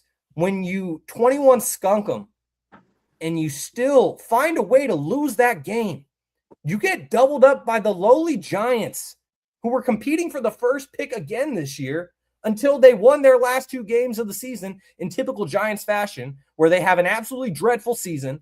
And then when the first pick is on the line, they decided to start winning. But before it got to that point, they beat the Eagles, and they beat the shit out of them. The 49ers did not put belt to ass. I said last week, if the 49ers win this game, it's going to be a close one, which is exactly what it was. Whether if you want to give credit to the Eagles for losing this game and it had nothing to do with the team that was on the opposing sideline, or you want to give respect to where it's due for the team that beat yours, you can frame it however you want. But the 49ers are still playing, and the Eagles are joining the Cowboys in Cancun. And so, hey, man, I wanted to get to some stats. So, Kyle Shanahan, when you look at where head coaches rank in 49ers history for playoff wins, the great Bill Walsh and George Seifert, 10 wins apiece. Kyle Shanahan now has 9. I get it. Those guys won multiple Super Bowls. Kyle hasn't won a single one yet, but he's cementing his legacy in 49ers history. So anytime someone says, oh, they should fire Kyle Shanahan, that is the most ignorant thing I've ever heard, because he's a top 3 coach in the NFL. The only reason why I don't say he's the best coach in the NFL is because he doesn't have a Super Bowl ring yet. Yeah. And I'm taking him over Nick Sirianni all day, every day. That's why Eagles fans are already saying, just as I highlighted in the group chat, Eagles fans would pray for Kyle Shanahan. Absolutely pray. To be winless and to see Shakira? Pray. They would swap him for Sirianni in a heartbeat. 2 seconds. We talked about in the group. We talked about. He doesn't do anything. He doesn't do anything. Okay, your coordinators win everything for you. Shaun, I'll let you go. I'll let you go before I get on this win list. Never seen a Super Bowl guy in my life. I'll let you finish. So as we talked about in the group chat, Mina Kimes was talking about on her podcast how her mother-in-law, who is an Eagles fan, said, and I quote, "We have fired a Super Bowl winning head coach before, and we'll do it again." That's how the Eagles fans feel about the guy who brought them. Don't make her Eagles fan. Just say a Eagles fan. Don't put all of us. Kevin, you might be. Kevin, you might be an anomaly. Stepmom. Doug Peterson was 4-11-1, Shaun. That's why he was fired. Okay. Well, Kevin, you might be an anomaly, but I feel like many other Philadelphia Eagles fans feel that way. Maybe all the hate's going to Patullo, and then when Patullo's gone and somehow it doesn't work again next year, then maybe they're going to come for Nick Sirianni. But getting to some other stats, we talked about Jaevon Jennings and how he was a highly ranked quarterback coming out of high school, and he wanted to transition into being a wide receiver at Tennessee. You look at career playoff passing touchdowns, Justin Herbert has 2. Jaevon Jennings has 2. So good job, Justin Herbert. You look at Brock Purdy and how many playoff wins he has. He now has the same amount as Jared Goff, Joe Burrow, Phillip Rivers, Randall Cunningham. And he has more playoff wins than Lamar Jackson, Cam Newton, Joe Namath, and Matt Ryan. We just name dropped Cam Newton on a fucking podcast. We have hit rock bottom. Wow. I'm reading the list. Comparing him to Justin Herbert's stats, who has as many playoff wins as us. We're not going to talk Cam Newton. We're not doing that. That's a whole nother. I'm just saying we can talk. I'm just saying. Cam Newton. You have to climb to the bottom of the abyss of stats to pull that one out. As Scott Casimir said We're on Twitter, Cam Newton on his podcast. Yeah, we will. Scott Casimir said, technically, Brock Purdy has won every playoff game except for the 2 where he was injured on the first drive and couldn't throw, and he left the field with an overtime lead in the Super Bowl and never saw the ball again. You look at the 49ers, who are the number 6 seed in the NFC playoffs. They have now beaten each of the top 5 seeds this season. They won in Seattle week 1. They won at Levi's against the Bears in week 17. They beat the Eagles in Philly in the wild card game. They beat the Carolina Panthers at Levi's in week 12, and they beat the Rams in LA in week 5. The Niners have now beat every single team ranked above them in the NFC playoffs. So I don't know how much that's really a 6 seed. And the 49ers actually have the most playoff wins in NFL history now with 40. Yeah, they have 5 Super Bowl rings from 30 years ago to show for it. But the 49ers now have the most playoff wins in NFL history. So one last thing that I wanted to get to. Nick Sirianni, this is really interesting. Nick Sirianni is 4-0 against Sean McVay in his career. Nick Sirianni is 4-0 against Matt LaFleur in his career. Nick Sirianni is also 1-3 versus Kyle Shanahan in his career. So I guess when he matches up against the big dog, he shits the bed. So the I'm not dog with nothing to show. Let's move on. Jesus Christ. I'm not done though. I need about another 6 more minutes because Kaz, I appreciate you for highlighting for me at the beginning of the podcast how my camera was pretty fuzzy. And the reason why my camera was so fuzzy is I had a lot of clips that I was trying to upload into the StreamYard system. They were buffering, they were loading, and they just wouldn't process. So some people would think, oh man, Kevin and Kaz, they got off easy. Shaun said last week he was going to clip what they're saying, and now he can't play it because StreamYard is freezing. Oh, no. They should have just screen recorded it. Well, as cousin Marcellus said, roll the clip, Shaun. So I'm going to put myself on the big screen, and I have a backup, which is my iPad. And so I'm rolling the clips. Your thoughts on this upcoming matchup? And I'm going to unblur my screen. Your defense is without Fred Warner, without you just get them ready. Just get them ready. You guys are going to show up. You have Brock Purdy this time. You're not on your 3rd or 4th string quarterback or whoever it was a couple years ago. Okay, you got CMC who's still playing lights out. Kittle's going to be fine. He's going to be healthy, but just get these excuses ready. The Niners will not beat us. I'm not saying this to be an egotistical, wild, just a Homer Eagles fan. What I'm trying to say is, like I mentioned before the show started, that the Eagles are playing their best football right now, and we're still not playing complete football. Our defense is going to play lights out. Our offense, they're going to make significant leaps forward when it comes to the playoffs in comparison to where we are at in the regular season. And here's why. We're healthy. You look at the Eagles. Just what are your... All right. Clip number 1. On to clip number 2, Exhibit B. For the visual audience, could you just play the sound? Because it's blurry as shit. Just play the sound. It's blurry even though I unblurred my screen? Yeah. It's not terrible, but yeah. This Eagles maybe scoot it back at the right time. There you go. No, it's perfect. We've been waiting for it, and I've learned that when it comes to being a good football team, and I mentioned this before, I think on the podcast a while back, but when you haven't had success for a long time, you kind of look at the game differently. Well, now it's the Eagles' time. We are the face of the NFL. This is our league. Whether people want to believe it or not, whether you think Jalen Hurts is a top 10 quarterback, top 5 quarterback or not, it doesn't matter. At the end of the day, it's the Kansas City Chiefs and the Philadelphia Eagles. We already got the best of the Chiefs. It's an Eagle world right now. We're the most hated franchise right now, and it's not just because of the fandom, and not just because of who we are as a team. It's because we're good. When you're good, you end up getting that. I call it the Patriots Tom Brady hate where it's like you hate us because you ain't us, and it's here and it is what it is. What you guys don't understand is this Eagles Exhibit C. Last time we played them, everyone wants to think about the playoff, the NFC Championship game.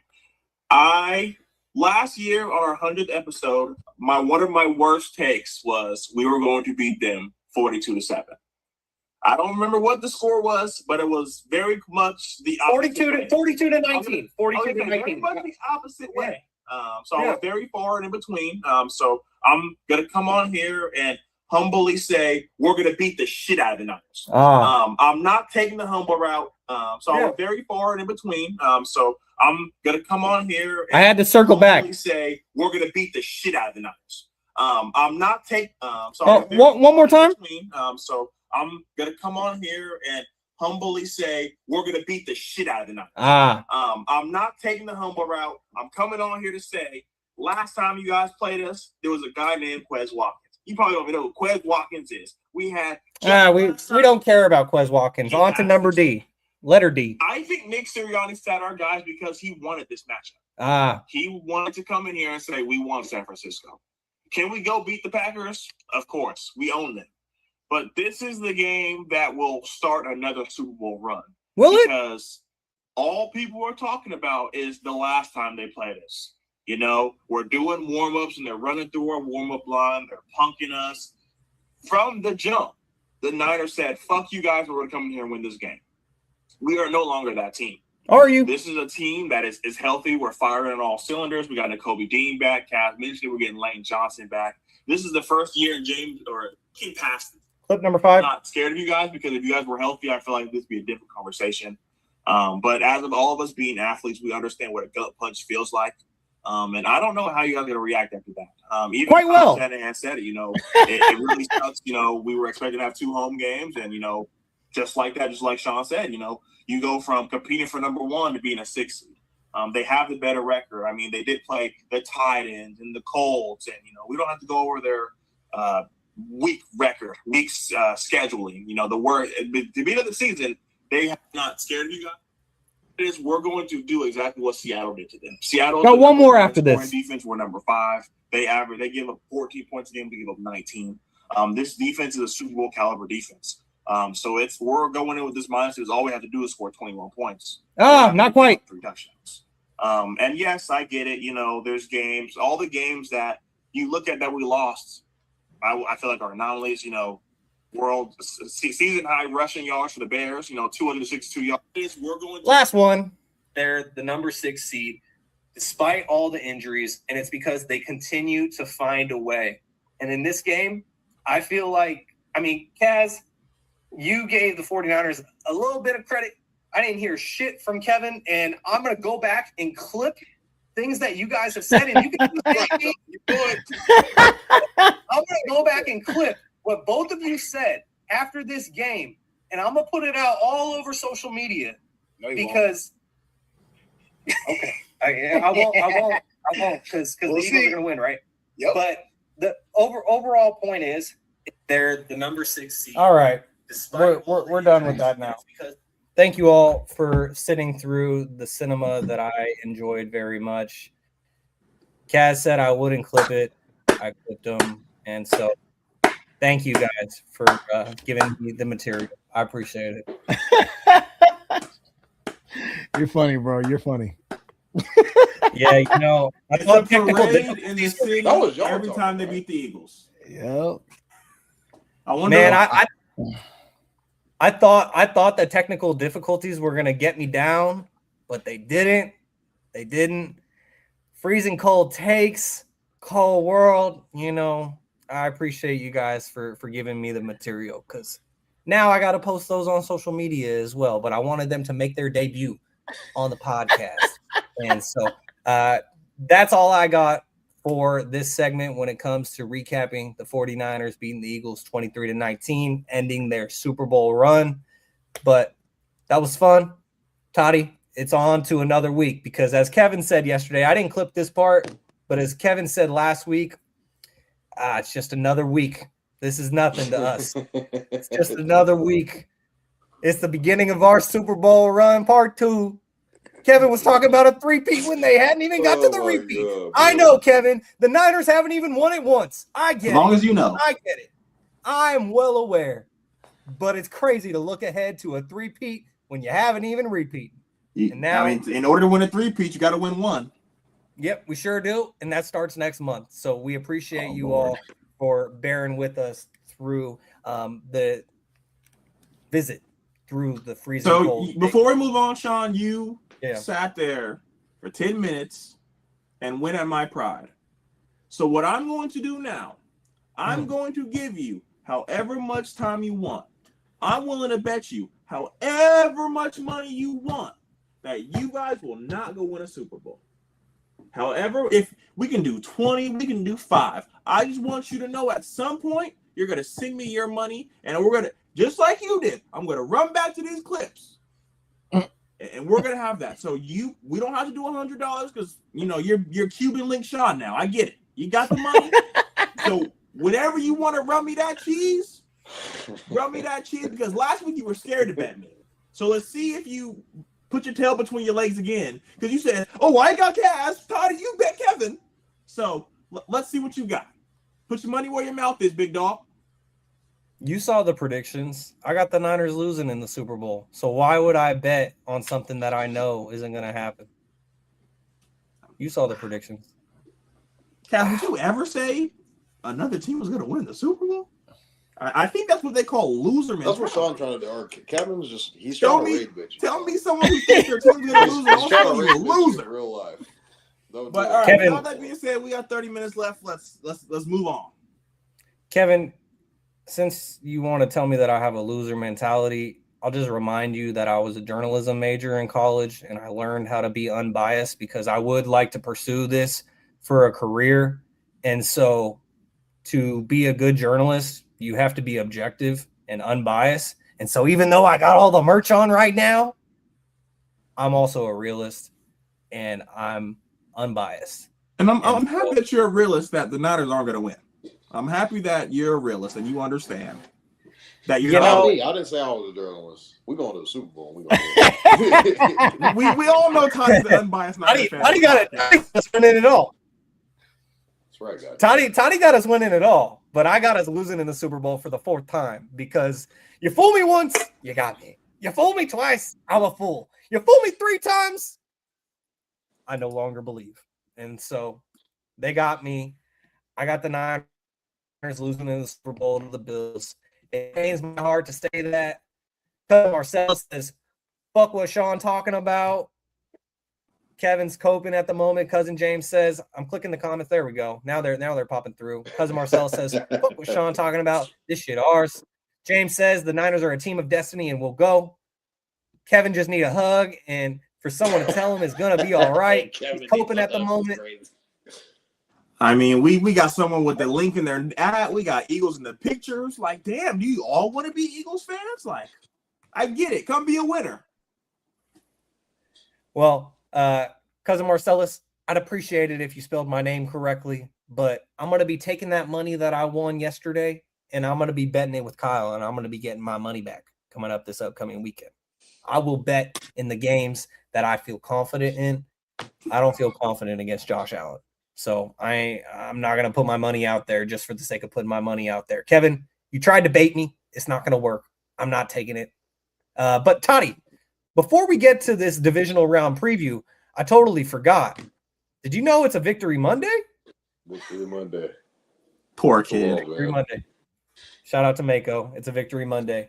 So now getting to the divisional round and the preview of that, we got a lot to get through in this final 30 minutes, so we're going to speed right through it. We're getting to the divisional round. We don't got time to really dive into each of these games, but we can make some picks and to briefly talk about them.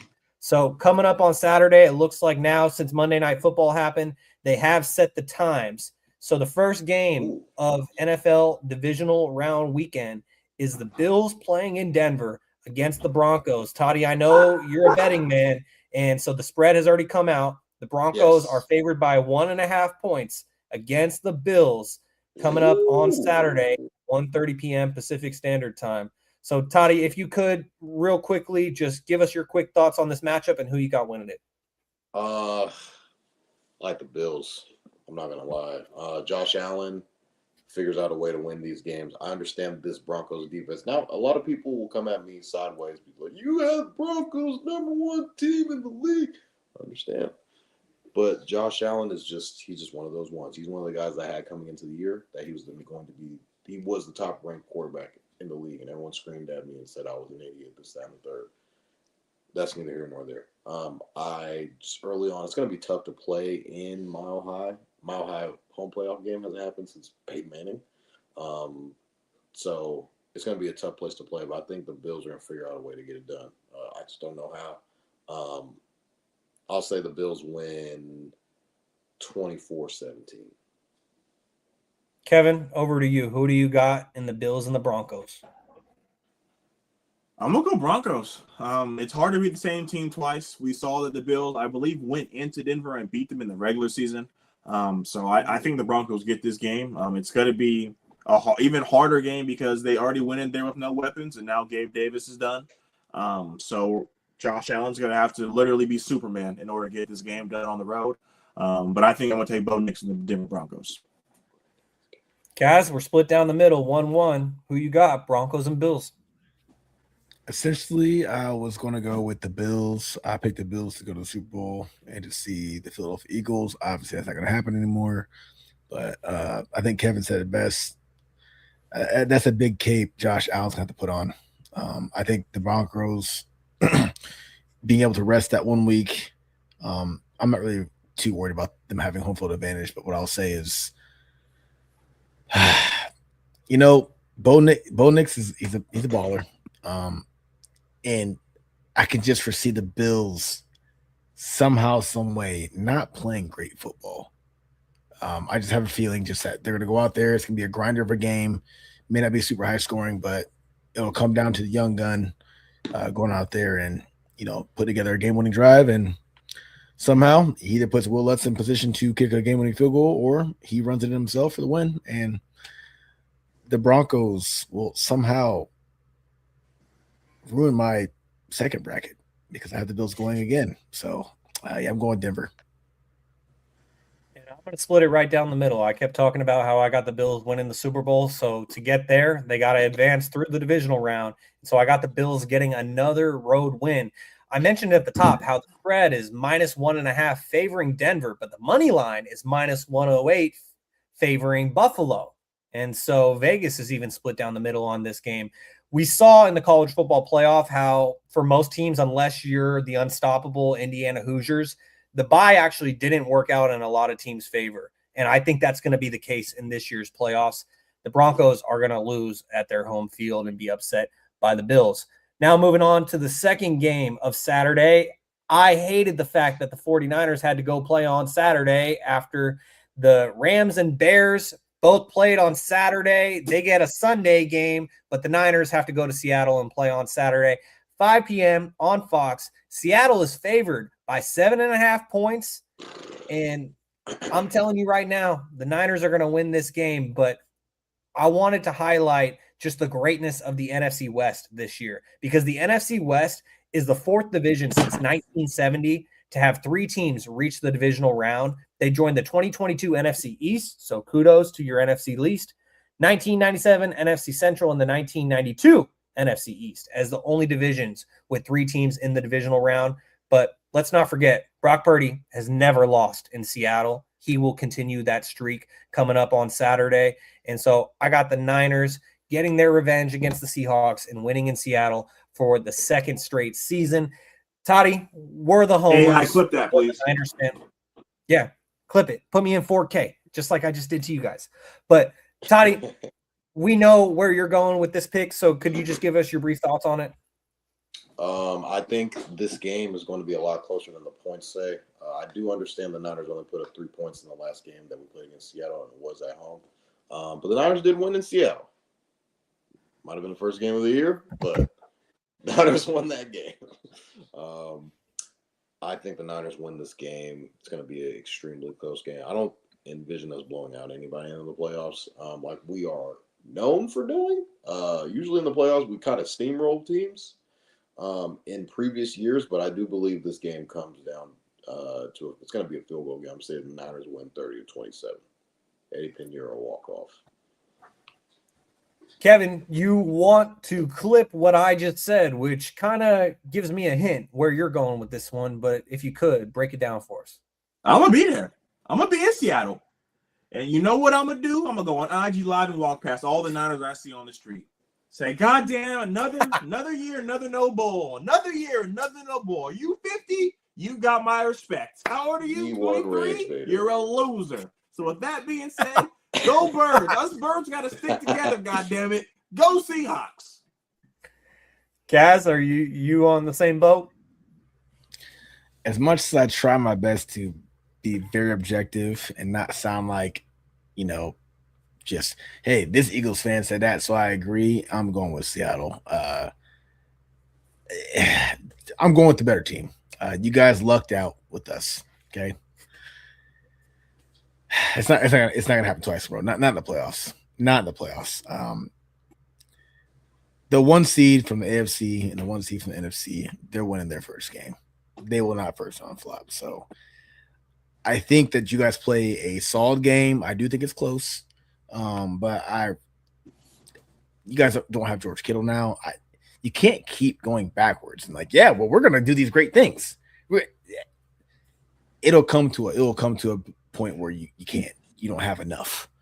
And I think that out of respect for your team, I'm gonna give you a little credit. Y'all got some heart, but bro, you're going against a very, very good defense. You're going against Sam Darnold, who's playing like the position he was drafted in initially. Jackson Smith-Njigba is the best wide receiver in football. Zach Charbonnet and Kenneth Walker, the first half of the season was nothing, and now he's found his stride. And they're also well coached. Yeah. And the 12th man, Seattle all day. All right, now moving to Sunday. We got the Texans traveling to New England to play the Patriots at noon Pacific Standard Time on ESPN and ABC. The initial lines are favoring the Patriots by 3 points, but the money line is looking at Houston with a plus 136, which ain't too far away. And so maybe Vegas knows a little something about that Texans defense. Kaz was just highlighting the defense. But, Kevin, where are you going in this matchup between the Texans and the Patriots? You mean Cole Rich Bernard in them? I think this defense has got to give the Pats hell. Everyone thought the Chargers were going to be able to do a little bit something, but I think this defense, Danielle Hunter, and LeBron James III, as I like to call him. But I think they're going to go out there and have a hell of a game. If Nico Collins doesn't play, I think I might choose differently when it comes to Sunday. But if they're out there at full strength, I'm going to choose the Texans. And LeBron James III is Will Anderson Jr., for those of you that don't know.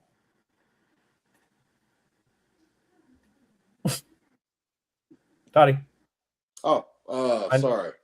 It's okay. I like the Patriots in this game. I think Drake May is going to get it done. I do worry about the Nico Collins injury just because of the fact that they're on a short week and he didn't come back in this game, and was carted off. So that's not good. I just think the Patriots are probably going to stronghold teams. They just get into these positions to where it's like they're going to smother you. And I think Mike Vrabel and those boys, Josh McDaniels, has been in these pretty keen situations. And I do think that the Patriots are going to come out on top. I worry about how the Texans are going to be able to score because they struggled early on in this game. Really towards the end of the game is kind of when they started to pour on. But early on, it was 7-6 game, late in the third, and then all of a sudden the game just ballooned. It spiraled out of control. But yeah, I like the Patriots in this game. Give me the Patriots. I'll say 24-14.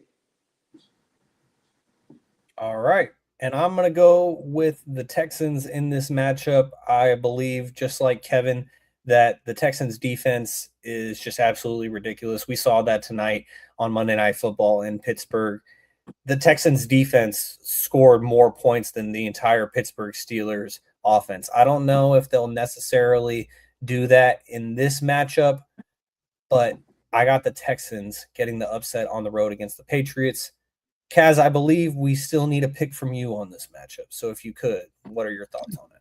Yeah, I'll make it quick. I'll go with the Patriots. Drake May's great. You know what I'm really liking that nobody's really talking a lot about is Stephon Diggs is still playing at an elite level when he gets the ball. And the Texans have the best defense in football. I really love D'Amico Ryans, obviously former Eagle, and I like what he's doing over there. But if they don't have Nico Collins, if they have Nico Collins, it's fine. But if they don't have Nico Collins, we're relying on Woody Marks and Dalton Schultz to make this happen. The Patriots, the Patriots all season long has dropped nothing but buckets on every team they played. I wouldn't be surprised if they're probably top 5 in scoring without me even looking it up. I would not be surprised if the Patriots have not scored more points than most of the teams in the NFL this year. That means that their offense is moving, and when they're clicking, it's there's a reason why Drake May is potentially the MVP. So we're taking an MVP caliber quarterback with a healthy offense. I'm big on having 2 great running backs, which they have, Ramondre Stevenson and Trayvon Henderson. A great coach, and they're at home. This might be a bloodbath. All jokes aside, like I said, Houston's defense is obviously amazing, but there is a such thing as having an offense that's just as amazing as a great defense. And if the offense gets clicking, then guess what? That defense gets tired. So I think the Patriots having the more complete team all around from offense to defense. The Texans have a great defense. The Patriots have a great team. The better team's going to win. Give me New England. All right, now moving on to the final game of Divisional Round weekend. We got the Rams traveling to Chicago to play the Bears in what should be a great matchup. Toddy, you're going with the Bears. All right, there's no other explanation needed from Toddy in his top 5 quarterback. Kevin, how about you? Give me the actual top 5 quarterback, Matthew Stafford. All right, Kaz. I'm pretty sure Puka Nacua is on bath salts. It's over. The Rams are going to win by a lot. I hate to choose a division rival, but I'm also going with the Rams. I think the 49ers are going to get their rematch in LA against the Rams to circle back to another nightmare from 2021 when Jaquiski Tartt dropped an interception to win the game. And so the Rams are going to move on. They're going to host the NFC Championship game. And Toddy, I hope I'm wrong. I hope your boy Caleb Williams wins so then the 49ers can beat him again this season. But they also beat the Rams earlier this year in LA. So either way, the Niners will be all right. All right, guys. We appreciate you all for tuning in and checking out our coverage of the NFL playoffs.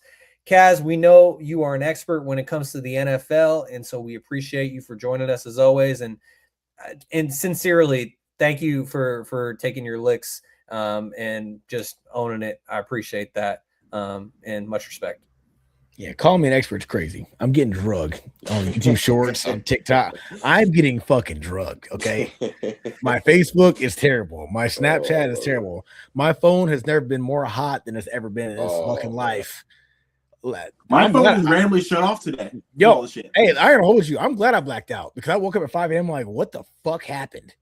And so, you know what? I think I dodged a bullet, and I gotta clean it up, man. I didn't do too hot with our weekly picks.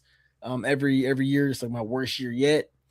You started on fire though. I did, and then just the NFL did the NFL thing, and shit that wasn't supposed to happen started happening. I don't know, but I appreciate the kudos, in calling me an expert. But your boy's got to hit the hyperbolic time chamber and get it back. You know what I'm saying? So, hey, Kevin.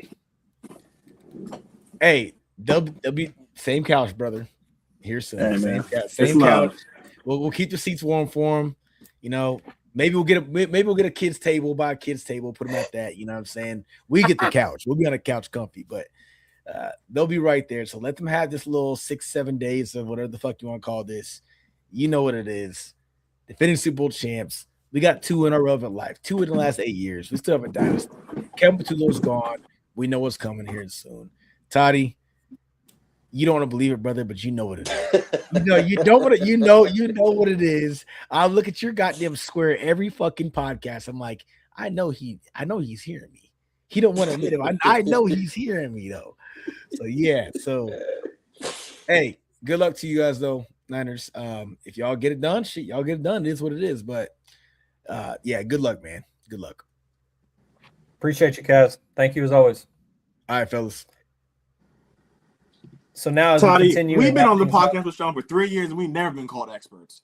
I just want you to understand that. We've been on for 3 years. Never once do the other guys get to be experts, but Kaz gets to be the expert. I just want to throw that out. Kevin, there's no need to get in your feelings. Kaz specializes in the NFL. We talk about everything. There's no need. We also specialize in the NFL too, I thought. But I mean, hey, guess we're all just trying to be Kaz. We specialize in all the topics. Oh man, keeping things moving. We got a couple more segments before we can get out of here. Real quickly, we're going to go over the college football playoff, which happened recently. And the last time that we checked in with you all regarding the college football playoff was after the first game of the bracket when Alabama beat Oklahoma 34-24. They came back from down 17-0. Kevin and Jaevon covered that on a Friday night podcast when I was covering a game, so I appreciate them for that. So now we're just going to get to the semifinals. And so to talk about the semifinals, we got to talk about how they got there. So Oregon got there by beating James Madison in the first round, 51-34. They shut out Texas Tech 23-0. And then Oregon got there to play Indiana. Indiana had a first round bye. They're the only team who had a first round bye that advanced from the quarterfinals as Indiana put belt to ass on Alabama, and they absolutely cooked the Crimson Tide in that matchup. And so now Indiana ends up finding themselves up against Oregon, a team that they already beat earlier this season at Autzen Stadium in Eugene, down the street from Kevin. And despite Indiana's 38-3 win against Alabama, Oregon seemed like they didn't really learn much from watching the tape on that one, as Indiana got a 56-22 win against the Oregon Ducks and absolutely put belt to ass in this matchup of Big Ten teams. And it's still crazy to refer to Oregon as a Big Ten team. But Kevin, since you're up in the Pacific Northwest, just what was your reaction to Indiana, the Big Ten champions, absolutely destroying the Ducks? Couldn't have asked for a better day. A lot of you guys know I've been adopted to the Oregon State family, the Oregon State bloodline. I bleed orange and black now. So seeing that was amazing. Fuck them. Unfortunately, the teams that beat us are now both going to the Natty, as in Ohio State. So I am hoping for a draw, but that's obviously not going to happen. So we're going to have to say we lost to the national championship regardless. But this after the Ole Miss game, I had a lot of hopes into this game. This was the one game I was looking forward to, and for it to just be over in the first quarter, back-to-back years where Oregon has literally lost the game in the first half. They got 1,000 jerseys and 0 natties, so I'm happy we get to keep saying that. Toddy, how about you? I know you're always locked in on college football.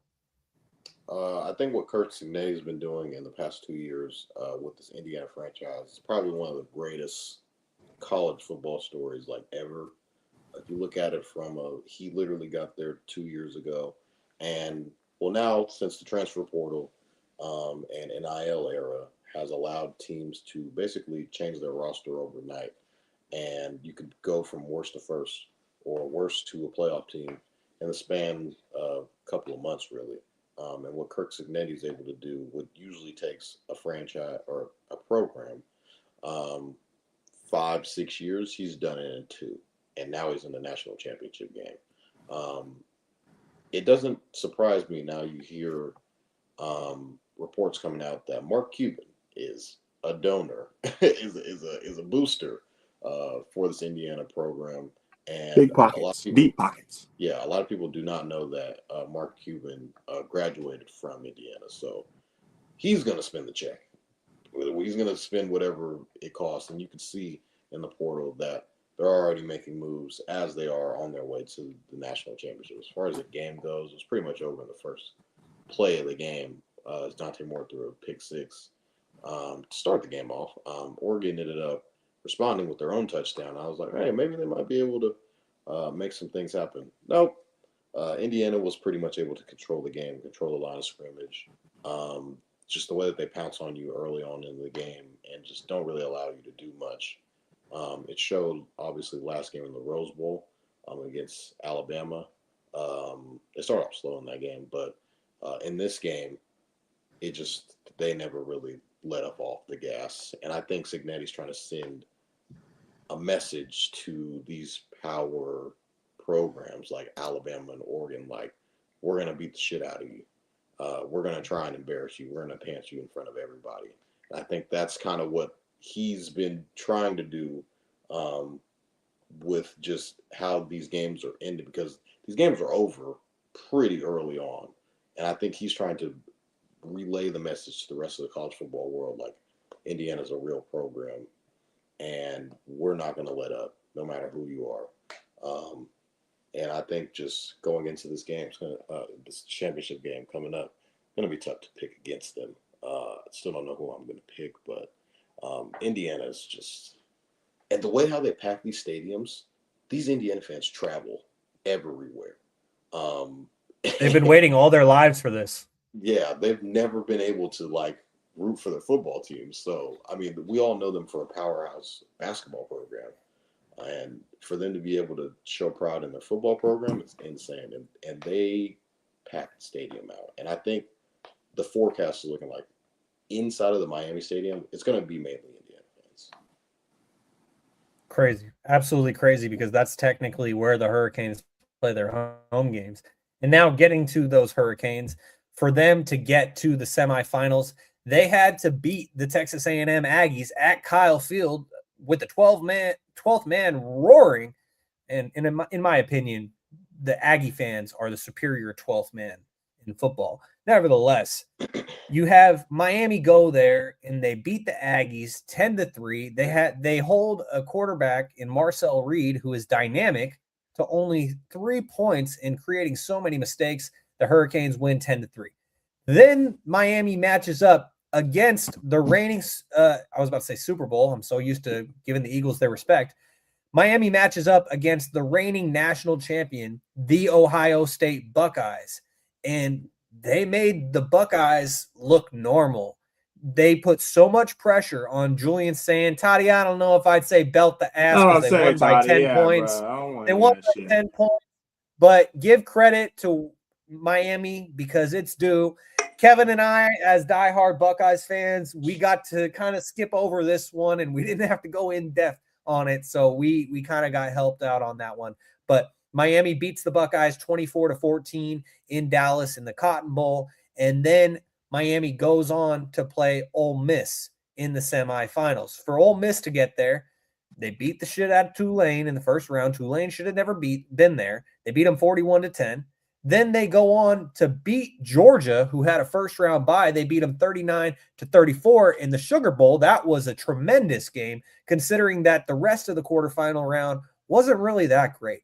Then we see this semifinals matchup as Miami defeats Ole Miss without Lane Kiffin 31-27, and the Hurricanes, led by Carson Beck, who transferred from Georgia, are moving on to the national championship. You had Michael Irvin absolutely destroying a water jug that he put an Ohio State sweater on, and then he proceeded to put an Ole Miss shirt on another one, and he's just whipping out the belt. He's showing us his spectacular abs, and he is putting belt to ass on these water jugs as Michael Irvin was feeling great as his Hurricanes are back in the national championship.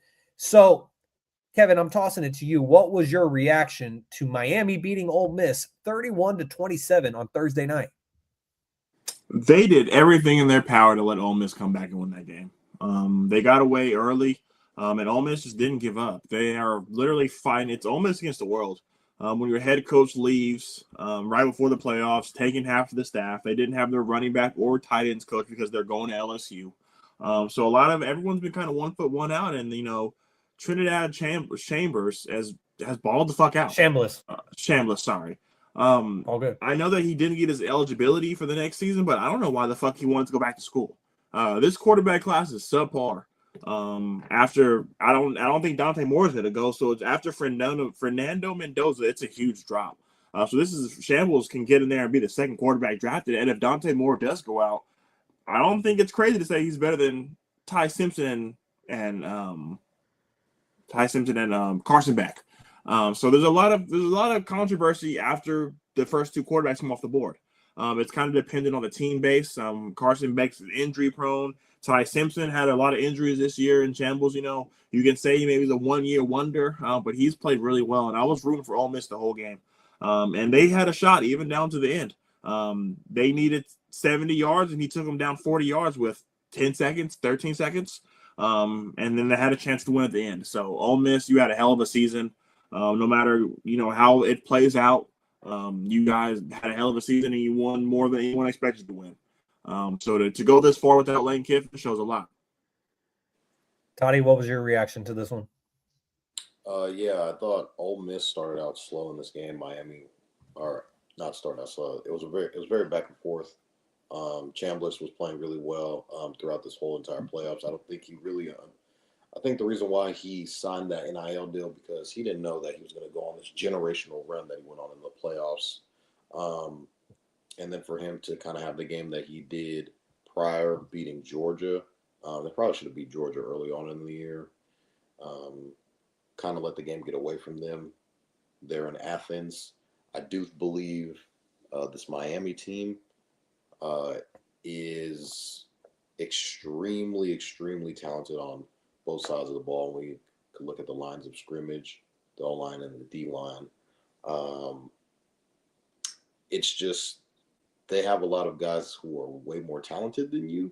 And when it comes down to it, you guys line up mano a mano. I think Miami just had the better players. I do think Ole Miss had the better quarterback.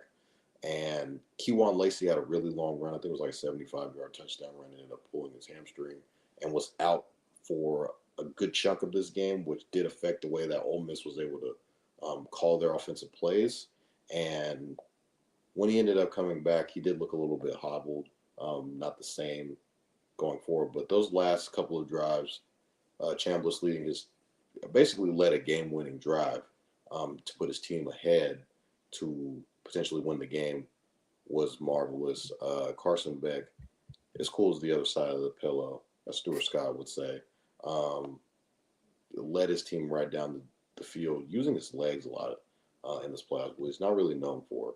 And for him to score the game-winning touchdown with his legs was just match made in heaven. So this Miami team, you could say it was destiny for them to get their way into the national championship, be playing at home, and wearing their away jerseys as they do it. As far as the national championship goes, I think this game is going to be extremely close. I think Miami is the more talented team, but I've seen Indiana time in and time again just beat the living dog shit out of Miami, out of Oregon. Like, these are teams that people could have seen winning. Like, Oregon was one of the teams a lot of people were saying could win the national championship going into this playoff. And they beat Ohio State. And Ohio State is a team that held them to the least, you could say pushed them to the limit the most. But then I look back at teams like Iowa earlier in the year, and the Penn State game when they had to lead a game-winning drive, when Fernando Mendoza threw a game-winning touchdown. But I do think this Miami team, who beat Ohio State, that was kind of like the toughest game that Indiana had to play. Indiana's favored by 7.5 points. I think the last thing I saw, I would love to see. Now it's 8.5. Yeah, I love Miami in the points. They were fair. Miami was like, it was, I want to say like 13 and 10.5 when they played against Ohio State. That was insane. I just think Miami's team is way too talented for them to get blown out in the championship game. But stranger things have happened. I'll just say TCU, Georgia, 2022, I believe. They put up 60 points in the national championship game. But I do think Indiana's probably going to win the game. I just don't think they're going to blow them out. I think Sig, man, he's a maniac. He's a maniac the way that. and they're so precise. They don't make mistakes. They don't turn the ball over. They don't have a bunch of turnovers. You have to try your hardest not to beat yourself in this game. And that's what Indiana literally forces every team that they play to do. Just collapse on themselves, and they just pour it on after. So I'll take Indiana to win, but Miami to cover. Yeah, I would have thought the same thing though about Oregon, that I didn't think that Indiana would blow out Oregon, and they absolutely destroyed them. And so while I agree with everything you just said, I mean, you look at a dynamic playmaker like Malachi Toney, and Didn't even talk Miami's about got some guys. They got some guys. But I'm just looking at Carson Beck and Fernando Mendoza. I mean, Carson Beck actually has 230 plus more yards on the season than Fernando Mendoza. But then you look at the touchdown to interception ratio, and Fernando Mendoza's got 41 touchdowns, 6 interceptions. Carson Beck got 29 touchdowns, 11 interceptions. I feel like it's very likely that Indiana's defense will find a way to make Carson Beck make mistakes in this game. I don't know if it'll necessarily be a blowout like the Oregon game, but it feels like to me after that Alabama win that an Indiana championship is inevitable at this point. When they beat Ohio State in the Big Ten championship 13-10, I was like, hey, good job, guys. You won your first Big Ten championship. Like, proud of you. And then they got into the playoff and they destroyed Alabama. They destroyed Oregon, which are flagship programs. And so I feel like they won't necessarily do exactly what they did against Oregon, but I would take Indiana in this game, not only to win just straight up, but also I'd take Indiana minus 8.5 because I think Indiana wins this game somewhere between by 10 to 14 points. Maybe I'm crazy. Kevin, we both got Indiana winning it. What about you? To hell with that. They beat us. I know Miami beat us. And I know that when you think the past 2 years is Ohio State, Michigan to win for the Big Ten, would I love for the Big Ten to go three-peat and get the respect with the SECs of the world? Of course. Mm-hmm. Mm-hmm. To hell with Fernando Mendoza. To hell with Coach Kent, whatever his name is. To hell with Signetti. him. Let's go you. All right? To hell with them. I want Michael Irvin to do one more belt-to-ass celebration. I want their hearts to just crumble. I want him to look grumpy and just lose. I'm tired of Fernando Mendoza, man. I'm tired of it. He's not that good. All of his touchdowns came against West Campus and Cosumnes Oaks. Hey man, put some respect on West Campus and Cosumnes Oaks. I do want to say one thing about SEC versus the Big Ten. Kevin mentioned. I feel like the Big Ten has way more money than the SEC. No way. They have. No, Tony, that's rich South money, brother. Are we serious? That's oil money. That's oil money. I think the Big Ten has a lot more money than the SEC. Like they can't just car dealership guy versus billionaire Mark Cuban. It's apples to oranges, and you're kind of starting to see the Oregon got Phil Knight. Oregon got Phil Knight. Not Oregon. I said apples to oranges. I just contributed to your argument because Oregon is now in the Big Ten. So forgive me. So I'm fucking apples to oranges, not Oregon. I'm talking about like the money.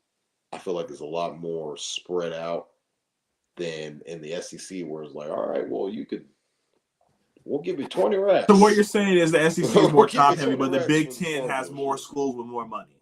Yes, I can get down with that. But the most money is definitely the SEC. But I can get down with that. The Big Ten as a whole has more money than the SEC, and you see the last 3 championships are all coming from Big Ten schools. Whoa! They ain't won yet. Last two. Last two. Almost. Two. So, and the Final Four, it was Ohio State, it was Indiana, Oregon. Those are all Big Ten teams. And then you had an SEC team, and then ACC, which is Miami. So, I think there is something to look into when it comes to as far as conferences go. Who is the best conference? I think talent-wise, it's still the SEC. But if you kind of look at teams built, structured, coaching, I think the Big Ten has that one in the last couple of years. That's a fair point. And the national championship is next Monday night. So by the time that we return next week, we will know who the new reigning national champion in college football is. Unfortunately, it won't be Kevin and I's Buckeyes once again. They damn sure won't be the Trojans. Thank you. Thank you. Hey, Toddy, I felt like that was appropriate because I felt like you mentioned Miami beating Ohio State like 5 times. And by the 5th time, I was like, it's enough. Okay? It's enough. We're coming. USC didn't even win their bowl game. Oh, not the damn. bowl game. Well, that's a cold world. We're running out of time here. We got to get to one more final timely topic. We're going to get to this one real quickly as we're getting to the NBA on a Monday night. As just recently, on the 7th of January, so 5 days ago, last Wednesday, we saw Trae Young get traded from the Atlanta Hawks to the Washington Wizards for CJ McCollum and Corey Kispert. Toddy, I'm tossing this to you first because you have been freezing for years with Ice Trae. So what was your reaction to this deal? I was just shocked as the whole thing in general. Trae Young going to the Wizards. Kind of wondering why the Wizards. Maybe he knows something that we don't know. I like the Wizards young core. I like Bub Carrington. I love Trey Jones from Texas. Alex Sarr has been playing pretty well this season. Trae Young, I even saw reports that he's probably not even going to play. He has a very serious meniscus injury that could get worse if he does play on it. So I don't know if we'll see him that much this season coming up. But, I mean, the Wizards suck again. They get a top 4 pick. You get Cam Boozer, and then you add Trae Young to the mix. Maybe trade for a guy in the offseason. Now you might have something. So maybe Trae Young's playing the long game. When healthy, he's a 26-12 guy. As far as Atlanta goes, they saw what Jalen Johnson's able to do. And what I have been saying, if you guys watched the NBA pods a couple weeks ago, you notice what Jalen Johnson is capable of and what he's able to do is going to be a first-time All-Star. This is pretty much his team, and they're pretty much going to build around him. As far as the trade goes, the package-wise, you're able to get Trae Young for Corey Kispert and CJ McCollum. You'll take that any day of the week, and not have to give up picks. It's a no-brainer. So you could say I'd say the Wizards probably won this trade. Atlanta was able to get off of a contract which was around $49 million going into I think the last year of his contract. He's probably going to get extended. So congrats to the Wizards for getting a 26-12 guy for nothing. Okay. Kevin, how did you feel about this trade?